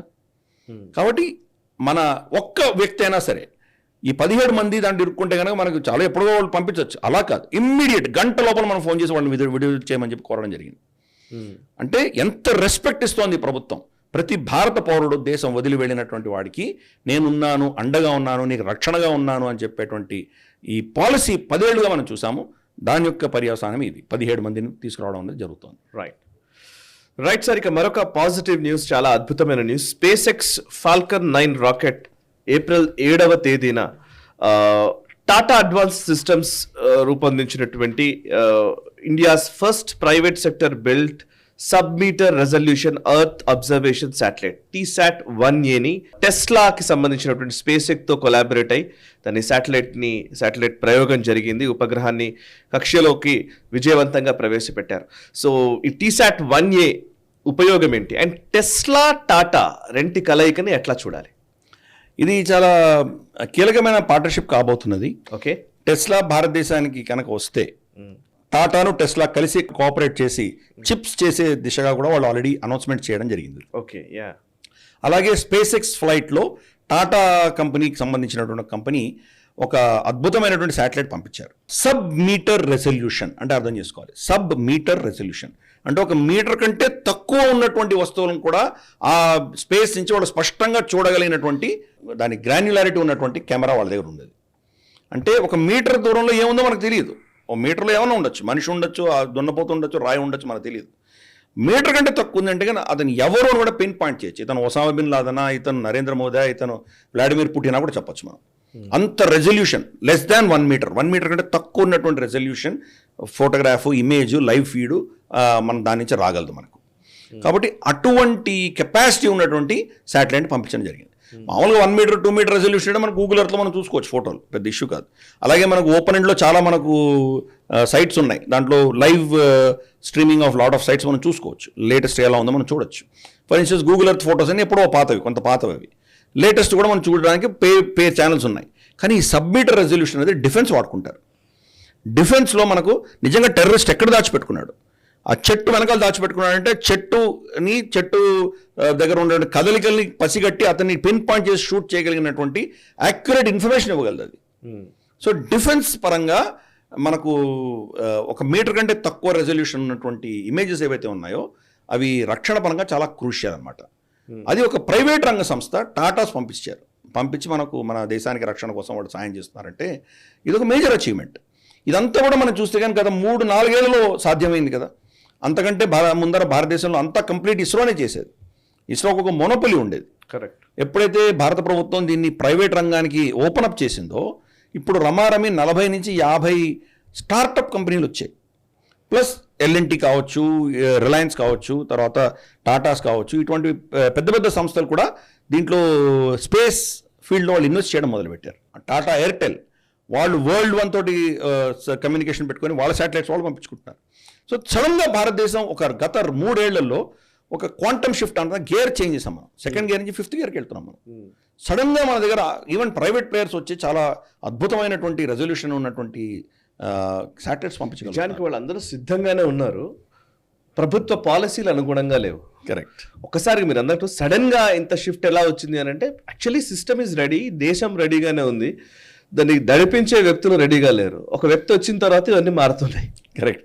జయశంకర్ గారు నిజంగా జయశంకర్ గారి స్టేట్మెంట్ మనం గుర్తు తెచ్చుకోవచ్చు. ఇక్కడ world is getting India ready అన్నారు ఆయన. పర్ఫెక్ట్ అంతే కదా సార్ మరి. Yeah correct. ఇప్పుడు ఇంకొక పాయింట్ నాకు అసలు వై టెస్లా ఎందుకు ఫాల్కన్ రాకెట్ నుంచే ప్రయోగం జరిగింది? వై మనం ఇస్రో కూడా చాలా ప్రైవేట్ శాటిలైట్ ని లాంచ్ చేస్తోంది కదా, సో టెస్లాతో దానికైనా స్పెసిఫిక్ రీజన్ ఏమైనా ఉందా? అంటే మనం ఈ స్పేస్ రంగంలో అర్థం చేసుకోవాలి, ఒక శాటిలైట్ లాంచ్కి ఇంకొక శాటిలైట్ లాంచ్కి ఇంకొక రాకెట్ లాంచ్కి మధ్యలో చాలా గ్యాప్ ఉంటుంది. ఇవన్నీ ఎన్నో నెలల ముందరే బుక్ చేసుకుంటాం మనం. ఓ యా, టైమింగ్ కూడా, టైమింగ్ ఇస్ అన్ ఇష్యూ. ఇప్పుడు నెక్స్ట్ స్లాట్ ఎప్పుడు ఇస్తుందో మనకు తెలియదు ఇస్రో.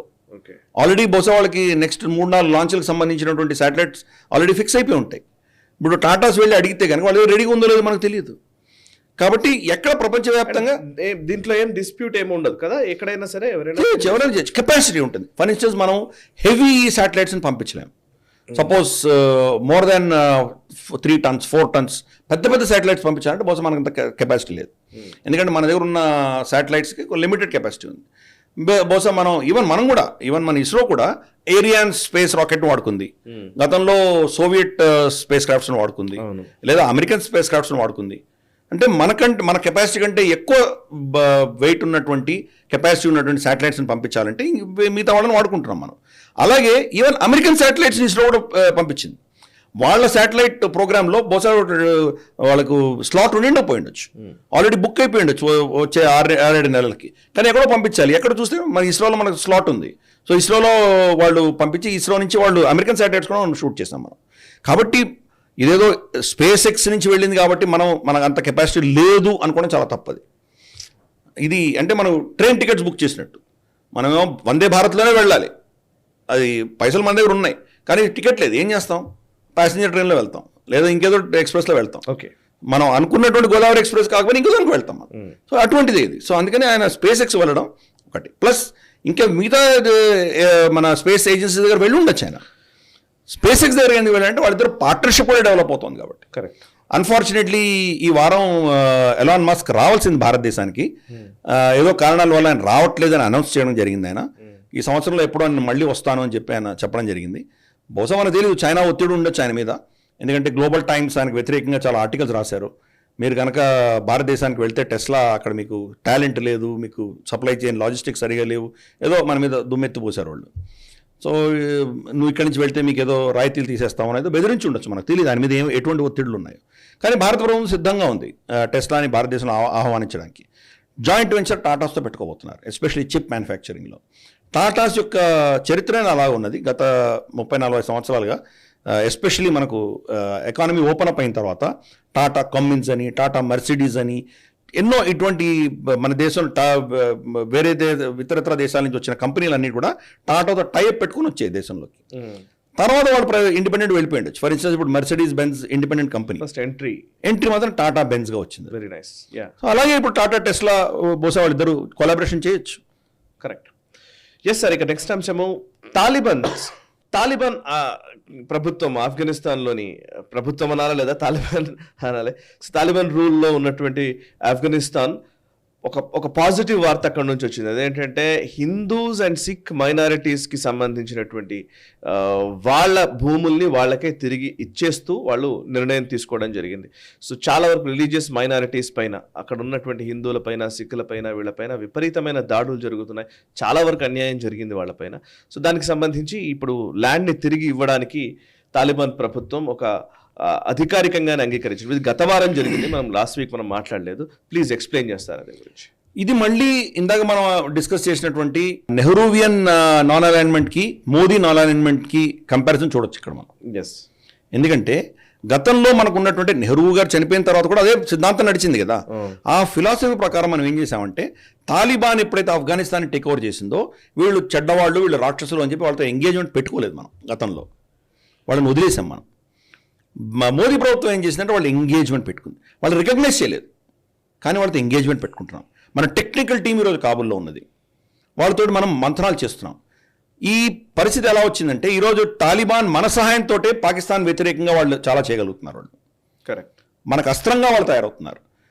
పాకిస్తాన్ చేసిన పిచ్చి పని ఏంటంటే రమారమి 10 లక్షల పైబడి ఆఫ్ఘాన్ శరణార్థులు ఎవరైతే ఉన్నారో వాళ్ళందరినీ మళ్ళీ ఆఫ్ఘనిస్తాన్ పంపించేశారు. ఆల్మోస్ట్ 2 తరాలు 3 తరాలు పాకిస్తాన్లో ఉన్నటువంటి వాళ్ళందరూ ఉన్న పళ్ళాన వాళ్ళు వెనక్కి పంపించడం జరిగింది. సో వాళ్ళకు సహాయం చేసింది భారతదేశమే. ధాన్యం కావచ్చు లేదా మందులు కావచ్చు, ఇవన్నీ కూడా మనం సరఫరా చేసాం. కాబట్టి క్రమేపీ తాలిబాన్ భారత ఒక విధమైనటువంటి అండర్స్టాండింగ్ అందాం, మైత్రి అనడానికి లేదు కానీ ఒక అండర్స్టాండింగ్ పాకిస్తాన్కి ఆఫ్ఘనిస్తాన్కి ఉన్నటువంటి సంబంధాల కంటే ఎక్కువ పటిష్టంగా ఉన్నాయని అర్థం చేసుకోవాలి. ఈరోజు తాలిబాన్ చాబహార్ పోర్ట్లో ఇన్వెస్ట్ చేయడానికి ముందుకు వచ్చారు వాళ్ళు. ఎందుకంటే వాళ్ళకు కూడా పాకిస్తాన్ మీద డిపెండెన్సీ ఉండి అలిసిపోయారు వాళ్ళు కూడా. ఫర్ ఇన్స్టెన్స్ ఆఫ్ఘనిస్తాన్ నుంచి భారతదేశానికి ఏదైనా ఎక్స్పోర్ట్ చేస్తే దానికి వాళ్ళు పర్మిట్ చేస్తారు, వాళ్ళ ల్యాండ్ రూట్ కింద భారతదేశంలో వచ్చి వాళ్ళు అమ్ముకోవచ్చు. కానీ భారతదేశం నుంచి ఆఫ్ఘనిస్తాన్ ఏదైనా కొనుక్కోవాలంటే అది పాకిస్తాన్ భూమి వాడుకోవడానికి వీల్లేదు. మరి ఎక్కడి నుంచి వెళ్తారు వాళ్ళు? ఇరాన్ నుంచే వెళ్ళాలి. చాబహార్ పోర్ట్ వాళ్ళకి చాలా కీలకమైనది కాబట్టి చాబహార్ పోర్ట్లో భారతదేశంతో పార్ట్నర్షిప్ చేయడానికి తాలిబాన్ వస్తుంది. సో ఇవన్నీ చూస్తే కనుక క్రమేపీ వాళ్ళని రికగ్నైజ్ చేయకపోయినా భారతదేశము తాలిబాన్ కలిసి పనిచేస్తున్నాం. ఎందుకు చేస్తున్నాము? వాళ్ళ మీద ప్రేమతోటో లేదా వాళ్ళు చాలా గొప్పవాళ్ళనో చాలా సిద్ధాంతపరంగా వాళ్ళు ఏదో చాలా మహాత్ములనో మనం చేయట్లేదు. మన ఇంట్రెస్ట్ కాపాడుకోవడానికి మనం చేస్తున్నాం. మన ఇంట్రెస్ట్ ఏంటి? పాకిస్తాన్ని కంటైన్ చేయడం, చైనాని అక్కడ రాకుండా చూడడం, అక్కడ పాకిస్తాన్కి సెంట్రల్ ఏషియా నుంచి వస్తున్నటువంటి సప్లైస్ కానీ ఏమైనా కావచ్చు, దాన్ని మనం ఏమైనా దాని మీద ఏమైనా కంట్రోల్ పెట్టచ్చా, ఇవన్నీ కూడా మన ఇంట్రెస్ట్ని కాపాడుకోవడానికి ఆఫ్ఘనిస్తాన్తో మనం మైత్రి పెట్టుకున్నాం. కాబట్టి ఆ మైత్రి యొక్క ఎఫెక్టే ఈరోజు అక్కడి నుంచి విస్థాపితులైనటువంటి హిందువులు, సిక్కులు వాళ్ళ భూమిని మళ్ళీ తిరిగి ఇస్తామని చెప్పి తాలిబాన్ చెప్పడం. ఇది ఒక శుభసూచకం. వీళ్ళు వెళ్తారో లేదో వేరే విషయం, బహుశా అక్కడ ఉన్నటువంటి పరిస్థితులు చూసి వీళ్ళు వెళ్ళకపోవచ్చు, లేదా కొంతమంది వెళ్ళి అక్కడ భూమిలో వాళ్ళకు వచ్చినటువంటి సారం ఏమైనా ఉంటే కనుక దాన్ని ఏమైనా మళ్ళీ కలెక్ట్ చేసుకొని రావడమా లేదా దాన్ని అమ్ముకోవడమా ఏదైనా చేయొచ్చు ఈరోజు కనీసం. కాబట్టి ఇది ఒక పాజిటివ్ అంశమే. ఈ పాజిటివ్ అంశం ఎందుకు వచ్చిందంటే యాక్టివ్ ఎంగేజ్మెంట్ పెట్టుకున్నాం మనం తాలిబాన్ తోటి, యాక్టివ్ డిసెంగేజ్మెంట్ పెట్టుకోలేదు. నెహ్రూవియన్ సిస్టమ్ ప్రకారం డిసెంగేజ్మెంట్ కాకుండా అన్నట్టుగా కాకుండా ఎంగేజ్మెంట్ పెట్టుకున్నాం కాబట్టి ఈరోజు మనకు ఈ గుణం చూపిస్తోంది. ఓకే, సరిక వెస్టర్న్ హిపోక్రసీకి వద్దాం ఒకసారి. యూకేకి సంబంధించిన అంశం ఇది. యూకే పార్లమెంట్లో పావర్టీ గురించి అండ్ భారత్లో ఉన్నటువంటి దారిద్ర్యం గురించి, అదేవిధంగా మణిపూర్ ఇష్యూ గురించి చర్చించారు. And foreign propaganda against India, దీన్ని చాలా స్పష్టంగా చెప్పుకోవచ్చు మనం. సో డేవిడ్ కామెరాన్ మాజీ ప్రధాని, యూకేకి సంబంధించిన మాజీ ప్రధాని అయితే చాలా దారుణమైన స్థితి భారతదేశంలో ఉంది, సబ్ సహారన్ ఆఫ్రికా కంటే కూడా తీవ్రమైనటువంటి పేదరికము, దారిద్ర్యము భారతదేశంలో ఉంది, దీని నుంచి బయటకు తీసుకురావాలి అని చెప్పేసి వాళ్ళు మాట్లాడారు. నిజానికి నంబర్స్ వేరేలా చెప్తున్నాయి. మన దేశమే, సరే మీరు ఆ డీటెయిల్స్ అన్ని మీరు చెప్పండి. సో ఈవెన్ మణిపూర్ ఇష్యూ గురించి కూడా చర్చ వచ్చింది. సో అసలు యాక్చువల్లీ యూకే పార్లమెంట్లో భారతదేశపు ఇష్యూల గురించి మాట్లాడాలనే ఉద్దేశం ఎందుకు వచ్చింది? ఇంకా బ్రిటిష్ మేమే పాలించామనే ఒక రేసిస్ట్ భావజాలమే కదా ఇదంతా కంటిన్యూ చేస్తున్నది. వాళ్ళ సొంత పరిస్థితుల్లో వాళ్ళు చక్కదిద్దుకోలేని స్థితిలో ఉన్నప్పటికీ బట్ భారతదేశం విషయంలో మాట్లాడడాన్ని మీరు ఎట్లా చూస్తారు? కరెక్ట్. ఇది వాళ్ళు ఇప్పుడు కూడా మేమే పరిపాలకులం భారతదేశాన్ని అనేటువంటి భావజాలం నుంచి బయటికి రాదు వాళ్ళు. వాళ్ళ బీబీసీ కావచ్చు లేదా వాళ్ళ పార్లమెంట్లో చర్చలు కావచ్చు, వాళ్ళ ప్రవర్తన అంతా కూడా అలాగే ఉంటుంది. అది సరే, అక్కడ ప్రధానమంత్రి భారత మూలాల నుంచి వెళ్ళినవాడు అయినా కానీ కూడా వాళ్ళ మొత్తం ఓవరాల్ సిస్టంలో భావజాలం అంతా కూడాను ఒక విధమైనటువంటి కొలోనియల్ మైండ్ సెట్తోనే ఇంకా ఇప్పుడు కూడా ఉన్నారు వాళ్ళు.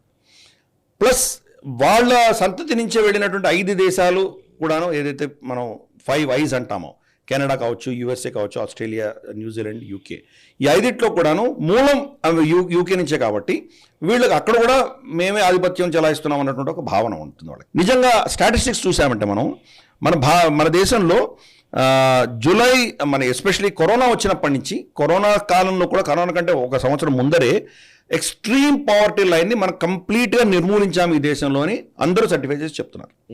ఎక్స్ట్రీమ్ పావర్టీ లైన్ కనుక మీకు 5% కంటే తక్కువ ఉంది అంటే ఆకలి చావులు లేవు, అసలు ఆకలి చావులు లేవు. రెండవది, అంతటి దుర్భరమైన పరిస్థితి, అన్నం దొరకనటువంటి పరిస్థితి కూడా ఈరోజు లేదు. ఎందుకంటే ఈరోజు ఉచితంగా ఆహారం ఇస్తున్నాం మనం. 80 కోట్ల మంది, 10 మిలియన్. సో 80 కోట్ల మందికి మనం ఆహారం ఇస్తున్నాం. మనం ఇంతమందికి మనం ఆహారం ఇచ్చి ఇంత మనం ఆదుకుంటున్నప్పుడు మరి పావర్టీ ఎలా ఉంటుంది? నిరుపేదరికం అన్నది ఎలా ఉంటుంది? అది ఉండదు కదా. ఆమూలాగ్రం పెకలించాం మనం. ఇప్పుడు మనకు ఓన్లీ 2% ఉంది 2023లో. గతంలో ఏదో 10-12% ఉండేది, క్రమేపీ మోదీ ప్రభుత్వంలో 2%కి వచ్చింది. ఇన్ఫ్యాక్ట్ ఈవెన్ కరోనా టైంలో కూడా మన 2% అంటే తక్కువే ఉండింది. ఎందుకంటే అప్పుడు అందరికీ ఉచితంగా ఆహారం ఇచ్చాం మనం, కాబట్టి ఎవరు ఇబ్బంది పడలేదు. ఈ స్ట్రాటజీస్ వాళ్ళకి పట్టవు. పోనీ మేము అలా ఎదుగుతున్నాం, మాకేదో ఇంకా కొద్ది గొప్ప ఇష్యూస్ ఉన్నాయి, మరి మీ పరిస్థితి ఏంటి? ఈరోజు వాళ్ళ దేశంలో 11% మంది ఇంట్లో వేడి పెట్టుకోలేరు. ఇది చాలా కీలకమైన విషయం. ఎందుకంటే చలి చాలా విపరీతమైన చలి ఉంటుంది వాళ్ళ దేశంలో. ఆ చలిలో కనుక అన్నిటికంటే పేదరికం ఏదంటే వాళ్ళ ఇంటిని వేడి చేసుకోలేకపోవడమే పేదరికం. వేడి చేసుకోకపోతే వాళ్ళు తట్టుకోలేరు, బతకలేరు వాళ్ళు. చాలా ఎక్స్ట్రీమ్ కోల్డ్ ఉంటుంది అక్కడ. ఫస్ట్ ఇంపార్టెంట్ వాళ్ళు ఇంటిని వేడి చేసుకునే కెపాసిటీ వాళ్ళకు ఉండాలి. అది ఉంటేనే వాళ్ళు పావర్టీ లేనట్లు లెక్క. 11% వాళ్ళు ఈరోజు వేడి చేసుకోలేనటువంటి పరిస్థితి ఆ దేశం ఉంది. దాన్ని ఏమంటారు, మనకు పావర్టీ అంటే ఆహారం దృష్ట్యా మనం చెప్తాం, వాళ్ళకి పావర్టీ అంటే ఇది ఇంపార్టెంట్. 11% వాళ్ళకి ఈరోజు లేదు. అలాగే చూస్తే కనుక మనం 11.4 మిలియన్ పర్సన్స్, 11.4 మిలియన్ పీపుల్ అంటే 17% వాళ్ళ జనాభా రిలేటివ్ లో ఇన్కమ్.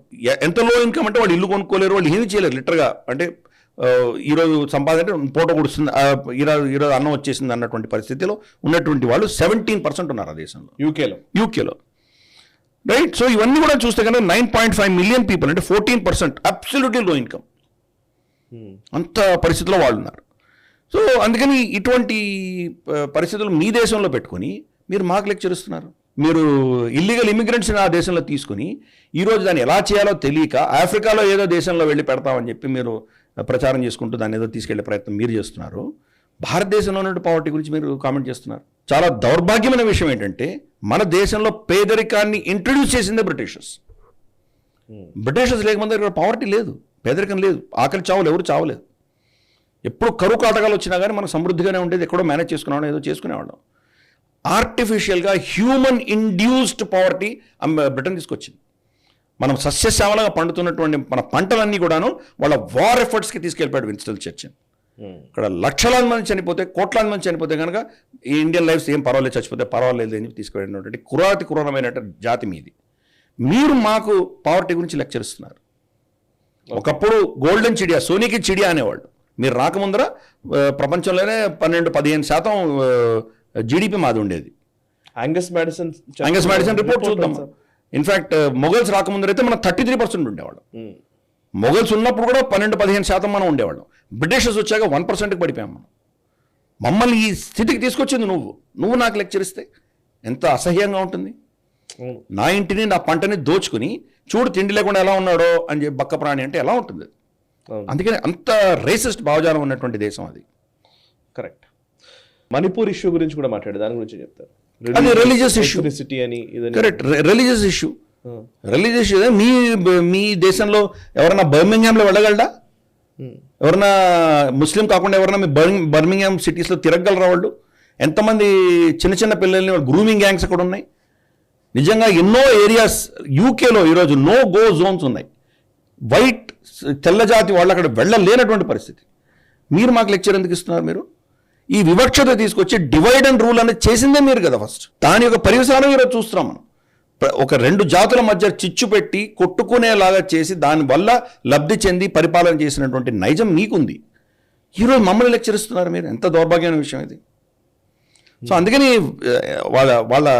వాళ్ళ మొత్తం చరిత్ర పతనం అవుతూ, వాళ్ళ ఎకానమీ కుదేలవుతూ, గత సంవత్సరంలో వాళ్ళని ఓవర్టేక్ చేసి మనం 5th స్థానంకి వచ్చాం వరల్డ్స్ లార్జెస్ట్ జీడిపిగా. కాబట్టి మేము ఎదుగుతున్నాం, మీరు క్షీణిస్తున్నారు. మీరు చెప్తే కనుక అది హాస్యాస్పదమైన విషయం, అంతకంటే ఇంకేమీ లేదు. కాబట్టి మా దేశంలో ఉన్నటువంటి సమస్యలు మేము పరిష్కరించుకోగలము. ఇది ఏదో మన పుట్టినటువంటి దేశం కాదు, ఏదో మన జాతి పితలు అంటూ మనకెవరు లేరు.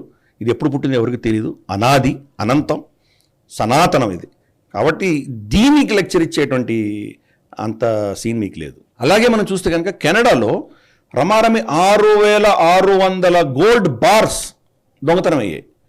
ఎయిర్పోర్ట్లో వచ్చాయి. ఎయిర్పోర్ట్ నుంచి వెళ్ళవలసినటువంటి లాకర్స్కి వెళ్లకుండా ఎవరో మధ్యలో కొట్టేశారు. ఎవరు కొట్టేశారు ఇవన్నీ ఇన్వెస్టిగేట్ చేసి వాళ్ళని అరెస్ట్ చేస్తే దానికి కీలకమైన వ్యక్తి ఇండియన్ ఆరిజిన్ మ్యాన్ అని చెప్తున్నారు వాళ్ళు. ఓకే, ఇండియన్ ఆరిజిన్ ఎందుకు చెప్తున్నావు నువ్వు? కెనేడియన్ ఎందుకు చెప్పట్లేదు? అతను కెనేడియన్ సిటిజన్. అతను ఈ ఖలిస్తానీ మొక్కలకు సంబంధించినట్టు వాళ్ళే. అంటే మీ దేశంలో తప్పు చేస్తేనేమో ఇండియా గుర్తొస్తుంది. ఇండియా మీద బ్లేమ్ వేసే ప్రయత్నం చేస్తారు. ఇండియన్ ఆరిజిన్ మ్యాన్ అంటారు. అదే నిజ్జర్ లాంటి ఖుంకార ఆతంకవాది అతని మీద ఎవరో దాడి చేసి చంపితే కెనేడియన్ సిటిజన్ అయిపోతాడు అతను. జస్టిన్ ట్రూడో పార్లమెంట్లో కూర్చొని ఏం చెప్తాడు? మా సిటిజన్ మీద దాడి చేస్తున్నారు అని చెప్తున్నాడు. సిటిజన్ అంటున్నాడు. మరి వీడి సిటిజన్ కాదా? ఇండియన్ ఆరిజిన్ మ్యాన్ ఎందుకు అంటున్నావు నువ్వు? Canadian citizen has stolen 6,600 bars of gold అని చెప్పి ఉండాల్సి ఉంటుంది. హిపోక్రసీ అనమాట. వాళ్ళకు సూటబుల్ ఉంటే కనుక ఒకలా మాట్లాడతారు, వాళ్ళకి కానప్పుడు వేరే ద్వంద్వ నాలికలు ఉన్నటువంటి నైజం వీళ్ళది. ఆంగ్లో సాక్సన్ ప్రపంచం అంతా ఇంతే మనం చూడొచ్చు. కరెక్ట్. అమెరికా అలాగే మాట్లాడుతుంది. గురు పట్వన్ సింగ్ పన్నుకి రెడ్ లైన్స్ ఉన్నాయని చెప్తారు. మీరేమో ఒసామా బిన్ లాదెన్ని ఇంకో దేశంలో వెళ్ళి మీరు వాళ్ళ పర్మిషన్ తీసుకోకుండా వెళ్ళి చంపొస్తారు. మీరు చేస్తే న్యాయం, మేం చేస్తే అన్యాయం. అందరంతే. ఇవన్నీ కూడా ఈ హిపోక్రాటిక్ దేశాలు, ఆంగ్లో సాక్సన్ బ్రీడ్ నుంచి వచ్చినటువంటి దేశాలన్నీ కూడా ఎంత హిపోక్రాటిక్గా ఉన్నా మనం అర్థం చేసుకోవచ్చు. కరెక్ట్. ఇక నెక్స్ట్ అంశం సార్, మయన్మార్కి సంబంధించిన వార్తల్లోకి వెళదాం. మయన్మార్లో మళ్ళీ 2017 మ్యాసకర్ రిపీట్ అవుతుందా అనిపిస్తోంది. అరఖాన్ స్టేట్లో అక్కడ మనం ఇదివరకు కూడా మనం మాట్లాడుకున్నాం. యాక్చువల్లీ రోహింగ్యా టెర్రర్ గ్రూప్స్ చాలా సీరియస్గా అక్కడ ఉన్న బుద్ధిస్టులని, హిందువులని చాలా మంది మీద దాడులు చేసి అరాచకాలు చేసిన సందర్భాలు తెలుసు. సో అప్పుడు రిటాలియేషన్ కూడా అంతే తీవ్రంగా వచ్చింది. మళ్ళీ అప్పుడు శరణార్థులుగా బయటకు వచ్చిన సందర్భం రోహింగ్యాల చరిత్రనే మనకు చెప్తోంది అది. సో ఇప్పుడు అక్కడ ఇస్లామిక్ టెర్రరిస్ట్లో ఇప్పుడు 1600 మంది హిందువుల్ని, 120 మంది బుద్ధిస్టులని వాళ్ళని అదుపులోకి తీసుకున్నట్టు తెలుస్తుంది. వాళ్ళందరినీ పెట్టుకొని వాళ్ళ డిమాండ్స్ ఏవో వాళ్ళు చేస్తున్నారు. సో ఇప్పుడు మయన్మార్లో ఏం జరుగుతుంది అసలు? ఇప్పుడు ఎటువైపు దారితీస్తుంది? జుంటా ప్రభుత్వం మొన్నటి వరకు అక్కడ నుంచి మళ్ళీ ఇంకో టెర్రర్ గ్రూప్స్ వచ్చిన పరిస్థితి, రెబెలియన్ గ్రూప్స్ అంటున్నారు. సో వాట్స్ హ్యాపెనింగ్ ఒకసారి చెప్తారా? మనకు బర్మా అన్నది ఇప్పుడు మియాన్మార్ అంటారు. దాని యొక్క టోపోగ్రఫీ మనం చూసామంటే దాని సరిహద్దులంతా కొండ ప్రాంతాలు. ఓకే. అంటే భారతదేశం సరిహద్దు కావచ్చు, చైనాతో సరిహద్దు కావచ్చు, లేదా థాయిలాండ్తో సరిహద్దు కావచ్చు, ఇవన్నీ కూడా కొండ ప్రాంతాలు. క్రమేపీ పల్ల ప్రాంతాలకు వస్తాయి. సెంట్రల్ మియాన్మార్, సెంట్రల్ బర్మా ఏదైతే ఉందో అది పల్ల ప్రాంతాలు అవి. అక్కడ వీళ్ళ బర్మా మెయిన్ జాతికి సంబంధించినట్టు వాళ్ళు ఉంటారు. మిగతా అవన్నీ తెగలు, అంటే అటు ఈ భారతదేశంతో కావచ్చు, ఇటు థాయిలాండ్తో కావచ్చు, చైనాతో కావచ్చు, కలిసినటువంటి మిశ్రమ జాతులు అక్కడ ఉంటాయి. వాళ్ళకందరికీ అక్కడ ఫర్ ఇన్స్టెన్స్ కుకీలు దాంట్లో కూడా ఉన్నారు. కుకీలు అలాగే అంతా మిక్స్. బంగ్లాదేశ్ నుంచి వెళ్ళినటువంటి ముస్లిమ్స్ అక్కడ రోహింగ్యాలని పిలుస్తారు. ఇవన్నీ కూడా స్ప్రెడ్ అయి ఉంటాయి. కానీ సెంట్రల్ బర్మాలో మాత్రం మీకు బర్మాకి చెందినటువంటి సంతతే ఉంటారు అక్కడ ఎక్కువ. వాళ్ళది రంగూన్ ఏదైతే ఉందో క్యాపిటల్, అది సముద్రం దగ్గరగా ఉంటుంది కాబట్టి దాన్ని ఏదైనా ఇబ్బంది వస్తే కనుక దాన్ని ఆక్రమించుకోవచ్చు అన్న భయంతో వాళ్ళు నైపైటావ్ అని చెప్పి కొత్త రాజధాని కట్టుకొని అక్కడ వెళ్ళిపోయారు వీళ్ళు. కానీ క్రమేపీ గత సంవత్సరం నుంచి ఈ ప్రభుత్వానికి వ్యతిరేకంగా ఆర్మీ జుంటాకి వ్యతిరేకంగా పోరాడుతున్నటువంటి ఒక 5-6 ఈ సపరేట్గా ఉన్నటువంటి గొరిల్లా సైన్యాలన్నీ కూడా కూటమిగా ఏర్పడి క్రమేపీ మన మయన్మార్ ఆర్మీని వెనక్కు తోస్తూ వెళ్ళారు. చాలా ప్రాంతాలను కబ్జా చేసుకున్నారు. లిటరల్గా చూస్తే కనుక ఈ కొండ ప్రాంతాలన్నీ వాళ్ళ బార్డర్స్ అన్నీ కూడా సురక్షితంగా లేవు. అన్నీ కూడాను వాళ్ళ రెబెల్స్ కంట్రోల్లోకి వెళ్ళిపోయినాయి. అదే పరిస్థితి రెఖాయన్ ప్రావిన్స్లో కూడా, అరకాన్ ప్రావిన్స్, రెఖాయన్ ఏరియాలో, అక్కడ అరకాన్ స్టేట్లో అక్కడ ఈ ముస్లిం మిలిటెన్సీ ఎక్కువ ఉంది అక్కడ. వాళ్ళు చాలా రాడికలైజ్డ్, భయంకరమైన రాడికలైజ్డ్ పీపుల్. వాళ్ళు అతి కిరాతకంగా వాళ్ళు గతంలో హిందువులని, బుద్ధిస్టుని చంపిన విషయం మనకు తెలుసు. వాళ్ళ మీద సానుభూతి చూపించేటువంటి ప్రపంచం ఏదైతే ఉందో, రోహింగ్యాలు భారతదేశంలో ఉండాలి అని కోరుకునేటువంటి వాళ్ళు ఎవరైతే ఉన్నారో, దానికి ముఖ్య కారణం ఏంటంటే వాళ్ళకి అంతంత ఫండింగ్ ఇచ్చి ఎక్కడో బెంగాలో, అస్సాంలోనో వాళ్ళు భారతదేశంలో చొరబడితే కేరళకో, జమ్మూకో తీసుకువెళ్తున్నటువంటి ఈకో సిస్టమ్ అంతా చూస్తే కనుక వాళ్ళని ఇక్కడ భారతదేశం కూడా అస్త్రంగా వాడుకునేటువంటి ప్రయత్నం చేస్తున్నారు. వాళ్ళ భావజాలం ఏంటో ఈరోజు చూస్తున్నాం. 1200 మంది, 1600 మంది హిందువులను, 120 మంది బుద్ధిస్టులను వాళ్ళు బందీగా తీసుకుని వాళ్ళని చిత్రహింసలు పెడుతున్నారు. క్రమేపీ దీనివల్ల మనకి ఏమర్థమవుతుందంటే ఆ దేశం యొక్క ఉన్నటువంటి ప్రభుత్వం, ఆర్మీ ప్రభుత్వం పట్టు సడలుతోంది. వాళ్ళకి దాన్ని దేశాన్ని కంట్రోల్ చేయలేకపోతున్నారు. మరి ఇది ఎటు దారి తీస్తుందో చెప్పేటువంటి పరిస్థితి లేదు. చైనా నుంచి కూడా ఉన్నటువంటి బార్డర్ కట్ అయిపోయింది. భారతదేశం నుంచి ఉన్న బార్డర్ కట్ అయిపోయింది వాళ్ళకు. ఒక సముద్రం గుండానే వాళ్ళకి ఏమైనా చేస్తే చేయాలి. మరి ఇది ఎంతకాలం నడుస్తుందో మనకు తెలియదు. మరి అటువంటిప్పుడు ఆర్మీ సరెండర్ అవుతుందా? సరెండర్ అయితే ఈ అంతర్యుద్ధంతో ఎన్ని దేశాలుగా విభజించబడుతుంది అది? మరి బయట ఎక్స్టర్నల్గా దేశాలు వచ్చి వాళ్ళని కాపాడుతాయా, రక్షిస్తాయా? ఇవన్నీ పెద్ద ప్రశ్నలు. ఇది ఇలా ఉండగా వాళ్ళు ఏం చేశారంటే ఆంగ్ సాన్ సూచీని జైల్లో నిర్బంధించినటువంటి ఆవిడని, గత 3 ఏళ్లుగా ఆవిడ జైల్లో ఉన్నది, ఆవిడని తీసి హౌస్ అరెస్ట్ కింద షిఫ్ట్ చేశారు. అంటే ఏంటి? ఏదో ప్రపంచానికి చూపించి మేము మళ్ళీ సివిలియన్ అడ్మినిస్ట్రేషన్ తీసుకొచ్చే ప్రయత్నం చేస్తున్నామని చెప్తే బహుశా ఈ యుద్ధం చేస్తున్నటువంటి రెబెల్స్ ఎవరైతే ఉన్నారో వాళ్ళు ఆంగ్ సాన్ సూచీ మీద గౌరవంతో బహుశా ఏమైనా ఒక సీజ్ఫైర్ లాంటిది అగ్రిమెంట్ వస్తుందా అని ప్రయత్నాలు మొదలుపెట్టింది ఆ ప్రభుత్వం. కానీ సిచ్యువేషన్ మాత్రం చాలా దారుణంగా ఉంది. దాని స్పిల్ ఓవర్ మనం చూసాం ఆల్రెడీ. కుకీలు మణిపూర్లో ఎటువంటి విధ్వంసం సృష్టించారో మనం చూసాం ఆల్రెడీ. రోహింగ్యాలు ఏం చేస్తున్నారో చూస్తున్నాం మనము. కాబట్టి మన చుట్టుపక్కల దేశాల్లో ఏం జరిగినా కానీ దాని నుంచి ప్రభావం నుంచి మనం తప్పించుకోలేమన్న దానికి ఇది ఒక పెద్ద ఉదాహరణ. సో చూద్దాం రాబోయే రోజుల్లో మరి బర్మా ఏ దిశగా వెళ్తుందో, దానివల్ల మనకు ఎటువంటి ఇబ్బందులు వస్తాయో వేచి చూద్దాం. Right sir, right. ఇక ఇంకొక వార్త కనబడుతుంది సార్. గూగుల్ ఏదో ఇజ్రాయెల్కి సంబంధించినటువంటి ఒక ఒప్పందం చేసుకున్న సందర్భంలో గూగుల్ ఎంప్లాయీస్ కొంతమంది 28 మంది ఎంప్లాయీస్ అంట సిట్ ఇన్ ప్రొటెస్ట్ చేశారు. వాళ్ళని ఇమీడియట్గా ఫైర్ చేస్తూ గూగుల్ నిర్ణయం తీసుకుంది. సో పాలస్తీనాకు అనుకూలంగా ఉన్నటువంటి వ్యక్తులు వీళ్ళు. సో పాలస్తీనా కూడా గాజా లెక్కకి. సో బేసికలీ గూగుల్ లాంటి సంస్థ బయట నిజానికి ఈ హ్యూమానిటేరియన్ గ్రౌండ్స్ అని ఇంకోటని బేసికలీ ఈ పైన వెస్టర్న్ లాబీస్ట్లు ఎవరెవరైతే ఉన్నారో వాళ్ళందరికీ గూగుల్కి సంబంధం ఉంది. ఈ బిగ్ కంపెనీస్ అన్నిటికీ బిగ్ జైంట్స్ ఎవరైతే కార్పొరేట్స్ ఉన్నారో వీళ్ళందరూ కూడా మనం ఎప్పుడు అనుకుంటున్న వరల్డ్ ఎకనామిక్ ఫోరం ఆ వెబ్లో భాగంగా ఉన్న కంపెనీలు ఏవి. అవి 28 మంది ఎంప్లాయీస్ని ఫైర్ చేయడం ఏంటి, ఎట్లా చూడాలి? అంటే ఇది దానికి సంబంధం లేని విషయంగానే చూడాలా? పోనీయా? లేదు, యాక్చువల్గా అన్ని సంబంధాలు ఉండేటువంటి విషయమే. అదే, ఎందుకంటే ఇప్పుడు వీళ్ళని కనుక వీళ్ళు ఉద్యోగం నుంచి తీయకపోతే ఇంకో 100 మంది నిలబడతారు, రేపు 1000 మంది నిలబడతారు. మీరు బిజినెస్ అన్ని ఎక్కడ పెట్టుకుంటారు? మీరు ఎవరితో బిజినెస్ చేసినా అటు మీ కస్టమర్ ఎవరైతే ఉన్నారో వాళ్ళలో ఏదో లోపాలు చూడగలిగినటువంటి పరిస్థితులు వస్తే కనుక మీరు బిజినెస్ ఇంకెవరితో చేస్తారు? కరెక్ట్. బిజినెస్ అన్నది బిజినెస్ పరంగానే చూడాలి. మీకు ఒక క్లయింట్ ఉన్నాడు, బిజినెస్ లా చూడరు, రేటింగ్ ఏజెన్సీస్ చెప్పే మాటలతోనే ఉంటది కదా. కరెక్ట్. అటువంటి యాక్టివిజమే చేస్తున్నారు. నిజానికి కార్పొరేట్ జైన్స్ అందరూ యాక్టివిజం చేస్తున్నారు కదా. వాళ్ళ ఇంట్రెస్ట్ కాపాడుకునే దిశగా వాళ్ళు చేస్తారు, కానీ వాళ్ళు చేసే దానికి వ్యతిరేకంగా ఎవరైనా చేస్తే వాళ్ళు తట్టుకోలేరు. ఫర్ ఇన్స్టెన్స్ ప్లీజ్ కొంచెం ఎక్స్ప్లెయిన్ చేయండి. ఫర్ ఇన్స్టెన్స్ మనకు ఈ ప్లాట్ఫామ్స్ తీసుకుందాం, మనకు ట్విట్టర్ కానీ లేదా మనకు ఫేస్బుక్ కానీ చూద్దాం. ట్రంప్ని పీకేశారు వాళ్ళు. ఏమైనా కోర్టులో ఆయన మీద ఏమైనా అభియోగం ఉందా, కోర్టు ఏమైనా నిర్ణయించిందా ఆయన దోషి అని? అదేదో క్యాపిటల్ హిల్ ఘర్షణలు జరిగాయంట, వీళ్ళిద్దరు కలిసి యూనియటర్ కానీ పర్మనెంట్గా సస్పెండ్ చేసి పడేశారు. వాళ్ళ సిట్టింగ్ ప్రెసిడెంట్, ఇంకా ఆయన ప్రెసిడెంట్, అప్పుడు ఇంకా ప్రెసిడెంట్ ఉన్నప్పుడు పీకేశాడు ఆయన. కానీ అదే టైంలో ఐసిస్ ఖొరాసాన్ కావచ్చు, లేదా తాలిబాన్ కావచ్చు, బలూచియర్ లిబరేషన్ ఆర్మీ కావచ్చు, లేదా వెరిఫైడ్ అకౌంట్ ఇస్తారు, వెరిఫైడ్ అకౌంట్స్ వాళ్ళందరూ ఉన్నాయి. మరి దీన్ని ఏమంటారు మనం? సో అందుకని వాళ్ళు చెప్పింది మొరాలిటీ, వాళ్ళు ఇంట్రెస్ట్లకి అనుగుణంగా ఉన్నవాడు మంచివాడు. కానీ ఇప్పుడు ఈ కాలిఫోర్నియా ఏరియా ఎక్కడైతే గూగుల్ హెడ్ క్వార్టర్స్ ఉందో, నేను పనిచేసిన వాడిని, అక్కడికి వెళ్ళాను కూడా. అందుకే మౌంటైన్ వ్యూ అంతా వెళ్ళి వచ్చిన వాడిని నేను. సన్నీవేల్లో జరిగింది ఈ ఘటన. ఇక్కడ వచ్చేసి ఈ సో కాల్డ్ డెమోక్రాట్ ప్రభుత్వం అక్కడ ఇన్ని సంవత్సరాలుగా ఉండి ఆ ప్రాంతం అంతా కూడాను ఇప్పుడు దారుణంగా క్షీణిస్తుంది. ఆ భావజాలం వీళ్ళలో కూడా ఉండింది. ఇన్ఫ్యాక్ట్ నేను గూగుల్లో పనిచేసేటప్పుడు కూడా వీళ్ళు రిపబ్లికన్స్కి వ్యతిరేకం. ఈవెన్ వాళ్ళ ఫౌండర్స్, వాళ్ళకి సంబంధించినటువంటి మేజర్ సీనియర్ లీడర్షిప్ కూడా రిపబ్లికన్స్ వ్యతిరేకమే. ప్రతిరోజు కామన్ ఏరియాలో బుషిజమ్స్ అని చెప్పి పేపర్లు పెట్టేవాళ్ళు. బుష్ చేసినటువంటి తప్పులు ఏమో ఉంటాయి కదా, అవన్నీ కూడా పెట్టి ఎగతాళి చేసేవాళ్ళు.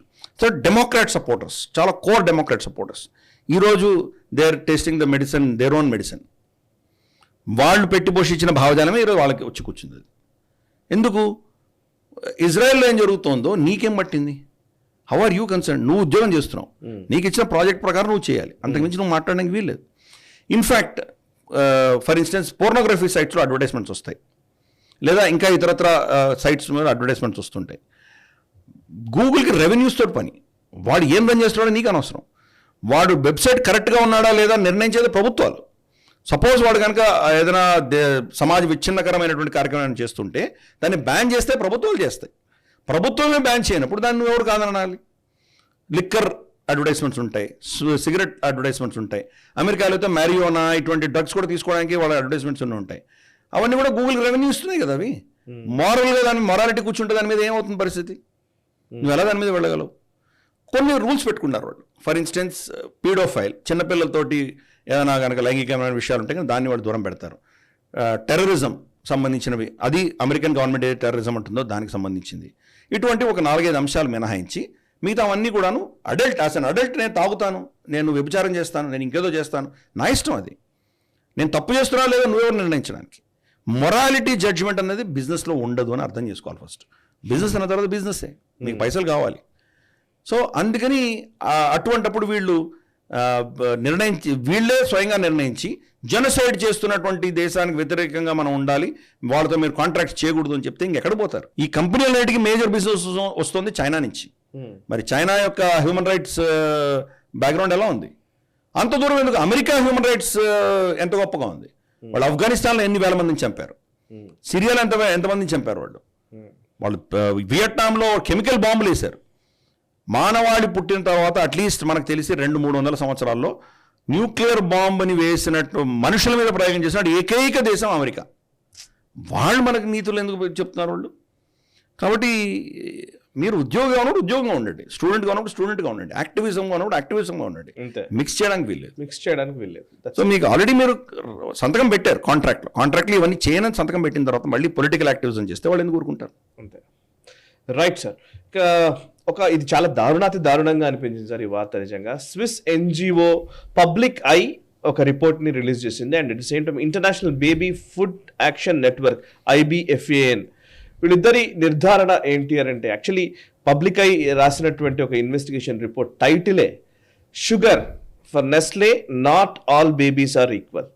ప్రపంచంలోని ఉన్న చిన్నపిల్లలందరూ సమానం కాదు నెస్లే దృష్టికోణంలో అనేది పబ్లిక్ ఐ ఇచ్చినటువంటి. దానిలో ఏం చెప్తున్నారంటే, సో బేసికలీ నెస్లే ప్రోడక్ట్స్ చాలా వరకు సెరిలాక్ ఇవన్నీ ప్రోడక్ట్స్ ఉన్నాయి, వీటిల్లో షుగర్ కంటెంట్ భారతదేశంలో పెరుగుతోంది అని. భారతదేశంలో 2.5 మిల్లీగ్రామ్స్ వరకు ఎక్కువ వేస్తున్నారని చెప్పి. ఎందుకు షుగర్ ఎక్కువ ఇస్తున్నారు భారతదేశంలోనే, ఇట్లాంటి వాటిలో ఎందుకు షుగర్ని పెంచడం వల్ల కలిగే ప్రయోజనం వాళ్ళకి ఏంటి? అండ్ అసలు ఈ ప్రపంచంలోని పిల్లలందరూ సమానం కాదు అని పబ్లిక్ ఇచ్చిన రిపోర్ట్, ఇన్వెస్టిగేషన్ రిపోర్ట్ సారాంశం ఏంటి ఒకసారి చెప్తారా? మనకు పంచదార తీపి ఎక్కువ ఉంటే కనుక పిల్లలు దాన్ని ఇష్టపడతారు. ఒక విధమైనటువంటి వాళ్ళకి ఇన్సెంటివ్ అది. సెరిలాక్లో సంపన్నమైన దేశంలో ఉన్నటువంటి కంటెంట్ కంటే 3% వీళ్ళు ఎక్కువ దాంట్లో పంచదార తీపితనం యాడ్ చేయడం వల్ల భారతదేశంలో ఉన్నటువంటి పిల్లలు దాన్ని ఎక్కువ నచ్చి దాని కన్సంప్షన్ ఎక్కువ పెరుగుతుంది దానికి.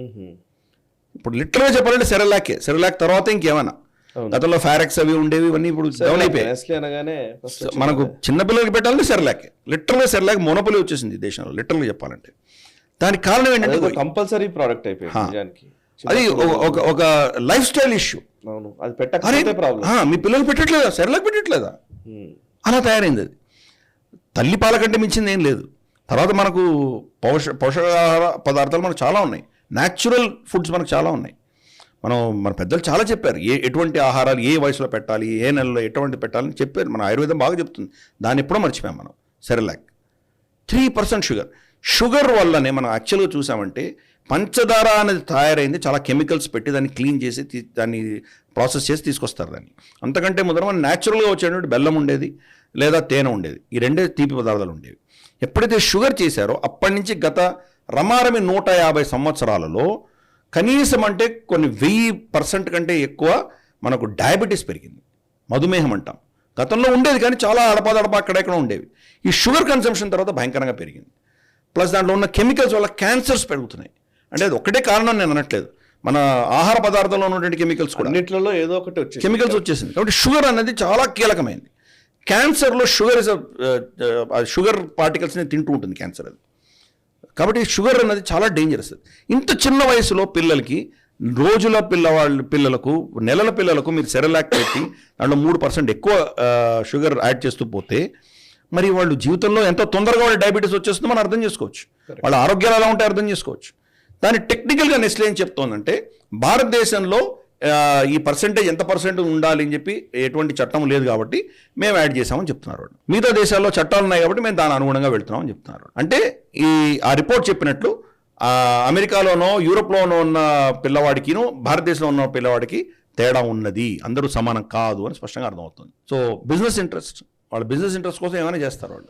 ఈ యొక్క కార్పొరేట్ సంస్థల యొక్క ప్రభావం వల్లనే మన ప్రజలలో ఉన్నటువంటి న్యాచురల్గా మన సంస్కృతిలో ఉన్నటువంటి మనకు ప్రొటెక్షన్ ఇచ్చేటువంటి వస్తువులన్నీ మనం కోల్పోయాము, మర్చిపోయాము. వీళ్ళ వ్యామోహంలో పడి మన పిల్లల భవిష్యత్తు, మన తరాల భవిష్యత్తును కూడా మనం చాలా కష్టమైనటువంటి పరిస్థితుల్లో నెట్టేశాం మనం. Okay, right sir. ఇక నెక్స్ట్ అంశము, చైనా మెల్లమెల్లగా ఫారెక్స్ రిజర్వ్స్ US డాలర్స్ నుంచి షిఫ్ట్ చేసుకుంటోంది. మీరు ఇదివరకు కూడా చెప్పారు యాక్చువల్లీ ఇట్లాంటి మీరు ఇంతకు ముందు కూడా మాట్లాడినట్టు నాకు గుర్తుంది. భారతదేశం కూడా కొంత ప్రయత్నం చేస్తోంది. రష్యా ఉక్రెయిన్ యుద్ధం సమయంలో జరిగినటువంటి పరిణామాలను దృష్టిలో ఉంచుకొని మెల్లగా చైనా అమెరికాతో ఉన్నటువంటి ఈ రైవలరీ ఒకవేళ పెరిగితే రేపొద్దున మన ఫారెక్స్ రిజర్వ్స్ వాళ్లకు ఉన్నటువంటి డాలర్ డినామినేషన్లో ఉన్నటువంటి కూడా బ్లాక్ అయ్యే అవకాశం ఉందని ముందే పసిగట్టే ఇలా చేస్తోందా?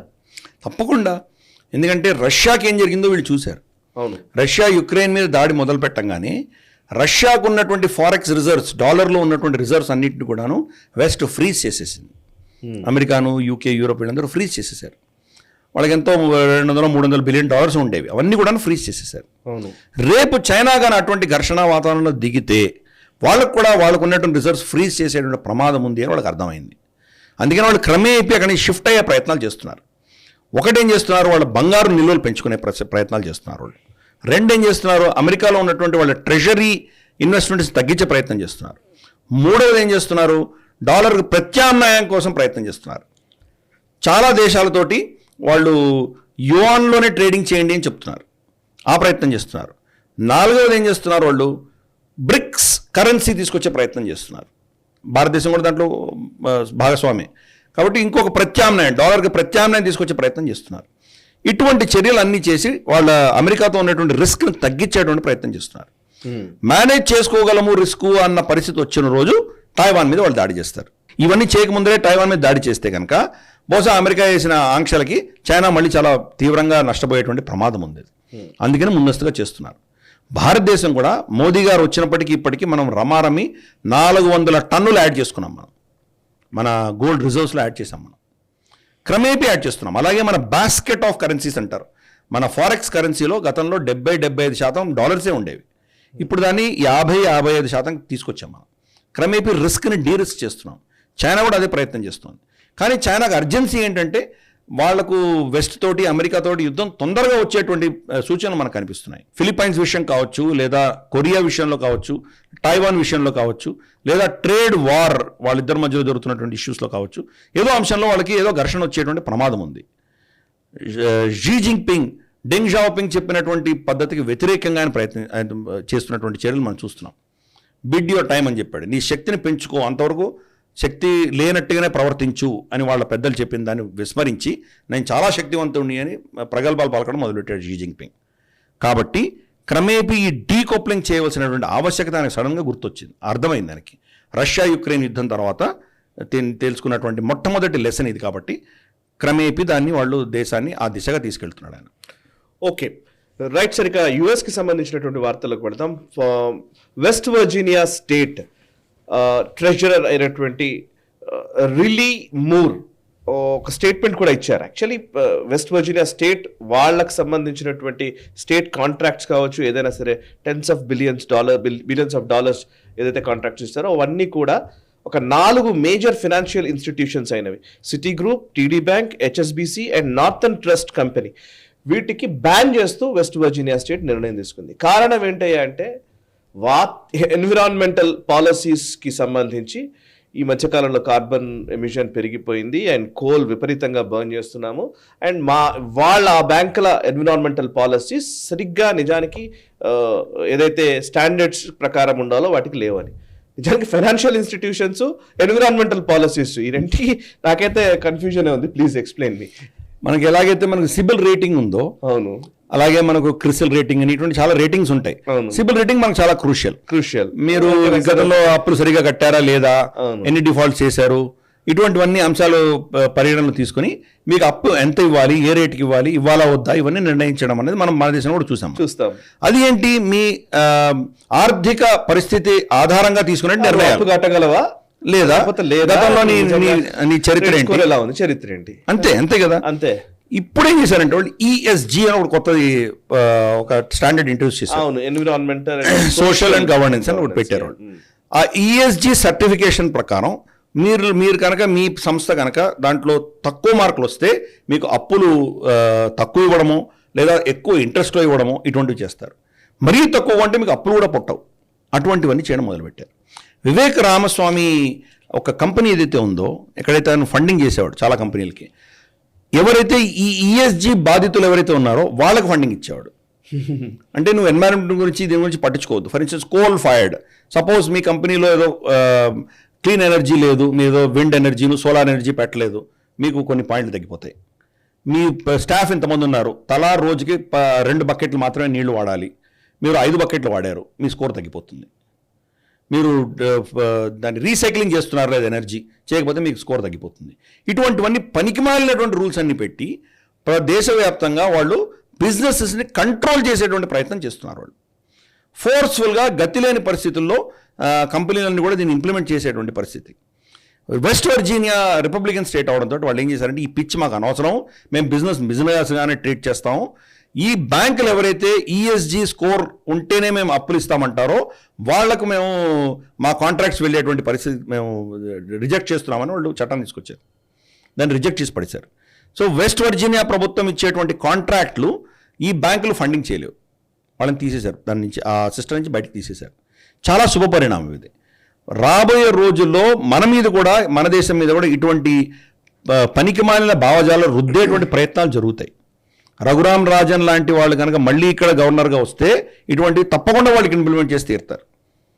మనకు already basil rating, basil norms అని మన బ్యాంకింగ్ సెక్టర్ మీద ఇంట్రొడ్యూస్ చేశారు. ఎన్పిఆర్ నామ్స్ అన్ని కూడా వెస్టేజ్ డిసైడ్ చేస్తే అది చేస్తున్నాం మనం. 90 రోజులు 120 రోజుల కంటే ఎక్కువ కనుక మనం వాళ్ళు కట్టకపోతే ఎన్పిఏ కింద వీళ్ళు పరిగణించేస్తున్నారు. చాలా బిజినెస్లు ఎలా ఉంటాయంటే సైకిల్స్ ఉంటాయి, దాంట్లో 120 రోజులు కష్టపడవచ్చు, తర్వాత విరివిగా పైసలు రావచ్చు. ఒక్కొక్క బిజినెస్కి ఒక సపరేట్ సైకిల్ ఉంటుంది, ఆ సైకిల్ ఆధారంగా నిర్ణయించాలి. కానీ వెస్ట్ ఏది నిర్ణయిస్తుందో దాన్ని ఇక్కడ మనం కార్బన్ కాపీ చేస్తున్నాం. కాబట్టి ఈ ఈఎస్జీ కూడా మన దేశంలో వచ్చేటువంటి ప్రమాదం ఉంది. వెస్ట్ వర్జీనియా ఇప్పుడే దానికి యాక్షన్ తీసుకొని ఆదిలోని తుంచివేయడం అనేది చాలా గొప్ప విషయం. మనకి ఇది ఎప్పుడు కూడా గుర్తుపెట్టుకోవాలి. భారతదేశంలో ఇటువంటి పిచ్చి వస్తే కనుక మనం కూడా అప్రమత్తంగా ఉండి దీన్ని రానివ్వకుండా ఆపవలసిన బాధ్యత మన మీద ఉంది. Right sir. ఇక అమెరికాలోనే మ్యాక్స్ అజారెల్లో ట్రంప్కి సంబంధించి హష్ మనీకి సంబంధించినటువంటి కేసు ఏదైతే ట్రయల్ నడుస్తుందో కోర్టులో ఫ్లారిడాలో, సో అదే టైంలో డొనాల్డ్ ట్రంప్కి సంబంధించిన ట్రయల్ నడుస్తున్న టైంలో మీడియా అంతా ఒకవైపు ఉంటే ఈ అజారెల్లో అనే వ్యక్తి అప్పటికప్పుడు బర్న్ చేసుకొని చనిపోయాడు అనేది తెలుస్తున్నారు. కాన్స్పిరసీ థియరిస్ట్ అని నన్ను అంటున్నారు. సో తనను తాను కాల్చుకొని చచ్చిపోయారు. ఆయన ప్లకార్డ్లో ఉంది Trump is with Biden and they are about to fascist coup us. నాకు అసలు అర్థం కాలేదు. అంటే బహుశా అతనికి మెంటల్ బ్యాలెన్స్ సరిగా ఉందో లేదో అన్న పెద్ద ప్రశ్న. విపరీతమైన మీడియా కవరేజ్ వచ్చింది అది. అంటే ట్రంప్ మీద జరుగుతున్నటువంటి కేసు ఏదైతే ఉందో, స్టామీ డానియల్స్ అని చెప్పేసి ఒక ప్రాస్టిట్యూట్ అనడానికి వీల్లేదు, ఒక అడల్ట్ స్టార్ అందాం, పోర్నోగ్రఫీ స్టార్ ఒక ఆవిడ ఉంది. ఆవిడతోటి ఈయనకు ఏదో సంబంధం ఉండేది, శారీరక సంబంధం పెట్టుకున్నాడు. అది లీక్ చేయకుండా ఉండడానికి కోసమని ఆవిడకి ఏదో పైసలు ఇచ్చాడు. ఆ పైసలు ఇచ్చిన విషయం ఎలక్షన్లో కంటెస్ట్ చేసినప్పుడు డిక్లేర్ చేయలేదు, కాబట్టి వైలేట్ చేసావు మా రూల్స్ అన్నది ప్రాసిక్యూషన్ జరుగుతుంది అక్కడ. దాంట్లో జ్యూరీలను పెట్టారు. అక్కడ జ్యూరీ సిస్టమ్ ఉంటుంది, మన దేశంలో జ్యూరీ సిస్టమ్ లేదు. జ్యూరీల ఎన్నికల్లో కూడా చాలా అవకతవకలు జరిగినాయి. దాంట్లో 2 జ్యూరీలు ఆల్రెడీ దాన్ని తప్పుకోవడం జరిగింది అది. సో ఇటువంటి ఆయనని ఎట్టి పరిస్థితుల్లో ప్రెసిడెన్షియల్ నామినేషన్ రాకుండా ఆపాలి అని ప్రయత్నం చేస్తున్నారు. ఆ ప్రయత్నంలో భాగంగా ఇది జరుగుతోంది. ఈ వ్యక్తి ఎవరైతే మనకు మ్యాక్స్ అజారెల్లో అన్నటువంటి వ్యక్తి ఎవరైతే ఉన్నారో, ఈ యొక్క టెన్షన్ యొక్క విక్టిమ్గా మనం భావించాలి. ట్రంప్ని ప్రెసిడెంట్గా చేయకూడదు, జో బైడెన్ ఏమో ఎందుకు పనికిరాడు, ఆయన వయోవృద్ధుడైపోయాడు, వీళ్ళిద్దరూ కలిసి దేశాన్ని భ్రష్టు పట్టిస్తారు అన్నటువంటి పరిస్థితి ఈరోజు ప్రజల్లో ఉంది. అది దాని యొక్క రిఫ్లెక్షన్ ఈరోజు మనం చూస్తున్నాం. ఇది చాలా దౌర్భాగ్యమైన విషయం. ఆత్మాహుతి చేసుకోవడం, అందరి ముందర కాల్చుకొని చనిపోవడం అన్నది చాలా విషాదకరమైన విషయం. కానీ ఇట్ ఈస్ అ ఫ్యాక్ట్. ఆ దేశం 2 ముక్కలుగా చీలుతోంది అన్న దాంట్లో ఎటువంటి వివాదం ఉండక్కర్లేదు. రిపబ్లికన్స్, డెమోక్రాట్స్ మధ్యలో ఎంత వైషమ్యాలు, ఎంత వైవిధ్యాలు, ఎంత విరోధాలు ఉన్నాయో మనం చూస్తున్నాం. మరి సమాజం ఇలా ఉంటే కనుక మరి వాళ్ళు ఎలా దేశాన్ని ముందు తీసుకువెళ్ళగలరనేది పెద్ద సమస్య. ఇన్ఫ్యాక్ట్ బహుశా రాబోయే కొన్ని రోజుల్లో మనం వాళ్ళ అప్పుల గురించి కూడా చర్చించాలి. మనం వాళ్ళ జీడిపి $28 ట్రిలియన్ అయితే వాళ్ళ అప్పులు $35 ట్రిలియన్. అంటే వాళ్ళ ఆదాయం, వాళ్ళ ఆస్తుల కంటే కూడా అప్పులు గణనీయంగా ఉన్నాయి. మరి దాన్ని తీర్చుకోలేనటువంటి పరిస్థితి వస్తే కనుక ఆ దేశం కొలాప్స్ అయితే పరిస్థితి ప్రపంచం అంతా ఎలా ఉంటుంది చెప్పేటువంటి స్థితి, చాలా కష్టమైనటువంటి పరిస్థితుల్లో మనం వెళ్ళబోతున్నాం మనం. కాబట్టి ఈ డొనాల్డ్ ట్రంప్ తర్వాత జో బైడెన్ మధ్యలో జరుగుతున్నటువంటి పాలిటిక్స్ అన్నది ఆ దేశంలో చాలా ఒక అస్థిరతను తీసుకొస్తున్నది. దాని యొక్క పర్యవసానమే ఇతను ఆత్మహత్య చేసుకోవడం కింద మనం చూడాలి. Okay, right sir. ఇక యుఎస్లో కొలంబియా యూనివర్సిటీ, అందులో అన్ని యూనివర్సిటీస్లో ఇట్లాంటి పరిస్థితి, ఇట్లాంటి దరిద్రమే ఉంది. ఈ రోజు యూనివర్సిటీలన్నీ తగలబడ్డానికి, ఇక్కడంతా లెఫ్టిస్ట్ భావజాలను వినడానికి ముఖ్యమైన కారణం కొలంబియా యూనివర్సిటీ, షికాగో యూనివర్సిటీ. అన్నీ మనకు తెలిసింది. ఏదైతే ఫ్రాంక్ఫర్ట్ స్కూల్ నుంచి వచ్చినటువంటి లెఫ్ట్ ఐడియాలజీస్ ఉన్నారో దాని గురించి మనం అనేక విషయాలు స్టోరీస్ చేశాం. బట్ కొలంబియా యూనివర్సిటీలో 100 మంది స్టూడెంట్స్ని అరెస్ట్ చేశారు. అందులో మినసోటా పొలిటీషియన్ అనేటువంటి డెమోక్రాటిక్ పార్టీకి సంబంధించి పోస్టర్ ఉమెన్, నిజానికి ఇల్హాన్ ఉమర్ అనగానే మనకు తెలిసిపోతుంది. ఇల్హాన్ ఉమర్ కూతురు కూడా అందులో అరెస్ట్ అయింది. ఈ ఇజ్రాయిల్ పాలస్తీనా గొడవలకు సంబంధించి ప్రో పాలస్తీనియా ప్రొటెస్ట్లు చేస్తున్నటువంటి వ్యక్తుల లిస్టులో ఈవెన్ ఇల్హాన్ ఉమర్ కూతురు కూడా ఉన్నట్టుగా తెలుస్తోంది. సో కొలంబియా యూనివర్సిటీలో చాలా టెంట్స్ పెట్టుకుని చాలా నిరసనలు ఇజ్రాయెల్ అండ్ ఈ గాజా ఈ కాన్ఫ్లిక్ట్ వచ్చినప్పటి నుంచి జరుగుతుందని వింటున్నాం. మొత్తం యుఎస్ మొత్తం యూనివర్సిటీస్లో అదే జరుగుతుంది. ఈవెన్ మా కజిన్స్ చెప్తూ ఉన్నారు అక్కడక్కడ ఉన్న పరిస్థితి, అక్కడెక్కడ చదువుకుంటున్న వాళ్ళు చాలా మంది మనకు చెప్తూ ఉన్న పరిస్థితి. సో దీన్ని ఎట్లా చూడాలి అసలు? ఈ కొలంబియా యూనివర్సిటీలో జరిగినటువంటి అరెస్ట్ని ఏం చెప్తారు? అండ్ ఇల్హాన్ ఉమర్ కూతుర్ని అరెస్ట్ చేయడాన్ని ఎట్లా చూస్తారు? మనకు తల్లిదండ్రులు పిల్లల్ని ఈ యూనివర్సిటీస్ చదువుకోమని ఎందుకు పంపిస్తారు? ఏదో మంచి డిగ్రీలు వస్తాయి, దాంతో ఉద్యోగం చేసుకుంటారు, వాళ్ళ జీవితం బాగుపడుతుందనే ఉద్దేశంతో అలా ఎలా అంటారు సార్? మొత్తం రాజకీయాలంతా మేము విద్యార్థి దశ నుంచే ఉంటాయని అంటారు. అదే ప్రాబ్లం కదా, వాళ్ళని సర్వనాశనం చేసేది ఈ యొక్క పొలిటిసైజేషనే కదా. కరెక్ట్. సో మనం చూస్తే కనుక పాలిటిక్స్ పైన అవగాహన పెంచుకోవడం వేరు, అక్కడే కూర్చొని యాక్టివిజం పేరిట జీవితాలను నాశనం చేసుకోవడం వేరు. రెండుకి తేడా తెలియట్లేదు. కరెక్ట్. సో వీళ్ళు ఏంటంటే అమాయకంగా ఒక విధమైనటువంటి భావజాలంలో వాళ్ళు దాన్ని సక్ చేసేస్తారు, వాళ్ళని దాంట్లోకి ఊబిలాగా వెళ్ళిపోతారు వాళ్ళు.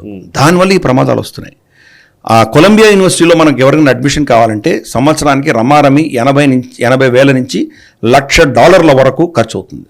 $1,00,000 ఖర్చు పెట్టి మనం పంపిస్తున్నాం పిల్లల్ని. అక్కడ పోయి పాలస్తీనాకి హమాస్ సపోర్ట్ చేస్తూ కూర్చోమని పంపిస్తున్నామా? ఇది అర్థం చేసుకోవాలి. ఈ ఇల్హాన్ ఉమర్ కూతురు అయితే సరే, ఆవిడ ఎనీవే ఆల్రెడీ పెద్ద పొలిటీషియన్ కాబట్టి పైసలు చాలా ఉన్నాయి. ఈ అమ్మాయికి ఏం జరిగినా పర్వాలేదు. ఈ అమ్మాయి ప్రేరణతోటి మిగతా వాళ్ళు ఇక్కడి నుంచి వెళ్ళిన వాళ్ళ పరిస్థితి ఏంటి? అక్కడ వెళ్ళింది ఏంటి? మనం చేసేది ఏంటి? సో అందుకని ఈ యూనివర్సిటీస్ అన్నీ కూడాను చాలా టాక్సిక్గా తయారయ్యాయి. సైన్స్, మ్యాథ్స్, ఇంజనీరింగ్ సంబంధించిన యూనివర్సిటీస్లో ఇటువంటి మనకు కనిపించవు. ఆర్ట్స్, తర్వాత మనకు ఫైన్ ఆర్ట్స్, పొలిటికల్ సైన్స్, ఇటువంటి యూనివర్సిటీస్లో ఎక్కువ కనిపిస్తాయి మనకు. అవి కంప్లీట్గా ఈ లెఫ్టిస్ట్ ఐడియాలజీతో టేక్ ఓవర్ అయిపోయినాయి అవి. దానివల్ల సమాజం చీలుతోంది, పిల్లల భవిష్యత్తు నాశనం అవుతున్నది. ఇటువంటి పరిస్థితుల్లో మరి కనీసం కొలంబియా యూనివర్సిటీ యాక్షన్ తీసుకుంది, కొన్ని యూనివర్సిటీస్లో తీసుకోవట్లేదు. ఫర్ ఇన్స్టెన్స్ పిల్లలు చేస్తున్న నినాదాలు ఏంటి? River to sea Palestine is one అంటున్నారు. రివర్ ఏంటి? నిజంగా వాళ్ళ పిల్లల్ని అడిగి ఏ రివర్ అంటే వాళ్ళు తెలియదు, ఏ సీ అంటే తెలియదు వాళ్ళకి. రెడ్ సీ అంటున్నారు, ఎవరో ఇంకేదో అంటున్నారు వాళ్ళు. రివర్ టు సీ అంటే ఏంటి? కంప్లీట్ ఇజ్రాయెల్ని తుడిచిపెట్టాలి అన్నటువంటి భావజాలం దాంట్లో. ఇజ్రాయెల్ని చంపేయాలి, తుడిచిపెట్టాలి అని చెప్పకుండా river to sea Palestine is one అంటే అర్థం ఏంటి? ఇజ్రాయెల్ ఉండదు అని అర్థం. ఒక జెనోసైడ్కి వాళ్ళు ఫోకస్ చేస్తూ మాట్లాడుతున్నటువంటి మాటలు అవి. చిన్న చిన్న పిల్లలు చెప్పిస్తే వాళ్ళకి ఏమైనా తెలుసా? ఎప్పుడైనా వాళ్ళు ఇజ్రాయెల్, జార్డన్, పాలస్టైన్ మ్యాప్లు ఎప్పుడైనా చూసారో వాళ్ళ జీవితంలో? వాళ్ళని తప్పుదోవల పట్టించి మొత్తం వాళ్ళ భవిష్యత్తును నాశనం చేస్తున్నటువంటి శక్తుల్ని ఏమనాలి? సరే, కనీసం వీళ్ళు కాలేజ్కి వచ్చారు, వీళ్ళని టార్గెట్ చేశారు. ఇప్పుడు చిన్న చిన్న పిల్లల్ని, ఇంకా వాళ్ళకి ప్యూబర్టీ రాని పెద్ద మనిషితో రానటువంటి వాళ్ళు కూడా ప్యూబర్టీ బ్లాకర్లు ఇంజక్షన్లు వాళ్ళకి ఇస్తున్నారు, 9, 10, 11 ఏళ్ల పిల్లలకి. సో వీళ్ళందరూ కూడాను మన రాబోయే తరాన్ని, రాబోయే భవిష్యత్తు మీద టార్గెట్ చేస్తున్నటువంటి ఆసురీ శక్తులు చాలా ఉన్నాయి. మనం దాని గురించి బహుశా తర్వాత ఒక డీటెయిల్డ్ వీడియో చేయాలి. ఈ శక్తులన్నీ కూడాను కంప్లీట్గా ఆ సమాజాన్ని కంప్లీట్ సర్వనాశనం చేస్తున్నాయి. ఇల్హాన్ ఉమర్ కూతురు మరి సరే, ఆవిడకైతే భవిష్యత్తు ఉంటుంది, ఎందుకంటే తల్లి దాన్ని సమర్థించింది. నా కూతురు చేసిందని చాలా గర్వంగా ఫీల్ అవుతున్నానని చెప్పింది ఆవిడ. మరి అదే దీంట్లో అరెస్ట్ అయినటువంటి 100 మంది పిల్లల్లో ఎంతమంది పిల్లలు వాళ్ళ కష్టార్జితంతో పంపించిన వాళ్ళు ఉంటారు? వాళ్ళ తల్లిదండ్రుల పరిస్థితి ఏంటి? కరెక్ట్. రైట్ సార్, చాలా విషయాలు మనం మాట్లాడాము. Thank you very much sir, thanks a lot. ఈ వారం గ్లోబల్ రౌండప్లో చాలా విషయాలు ఎక్స్ప్లెయిన్ చేశారు. అండ్ వచ్చే వారం గ్లోబల్ రౌండప్లో మళ్ళీ కలుద్దాం. సో చూసారు కదా, ఇది ఈ వారం గ్లోబల్ రౌండప్. అంతర్జాతీయ పరిణామాల్ని భారతీయ దృక్కోణంలో విశ్లేషించే చర్చా కార్యక్రమం గ్లోబల్ రౌండప్. ఈ వారం ఎపిసోడ్లో అనేక విషయాలు మీతో పంచుకున్నాము. నచ్చితే లైక్ చేయండి, 10 మందికి షేర్ చేయండి. అండ్ మీకు నచ్చిన విషయాల్ని కూడా కమెంట్స్ ద్వారా పంచుకునే ప్రయత్నం చేయండి. అండ్ మనసా వాచా కర్మణ దేశహితం కోసం పరితపించే nationalist hub group of channels ని సబ్స్క్రైబ్ చేసుకొని జాతీయవాద జర్నలిజాన్ని ప్రోత్సహించండి. Thank you very much.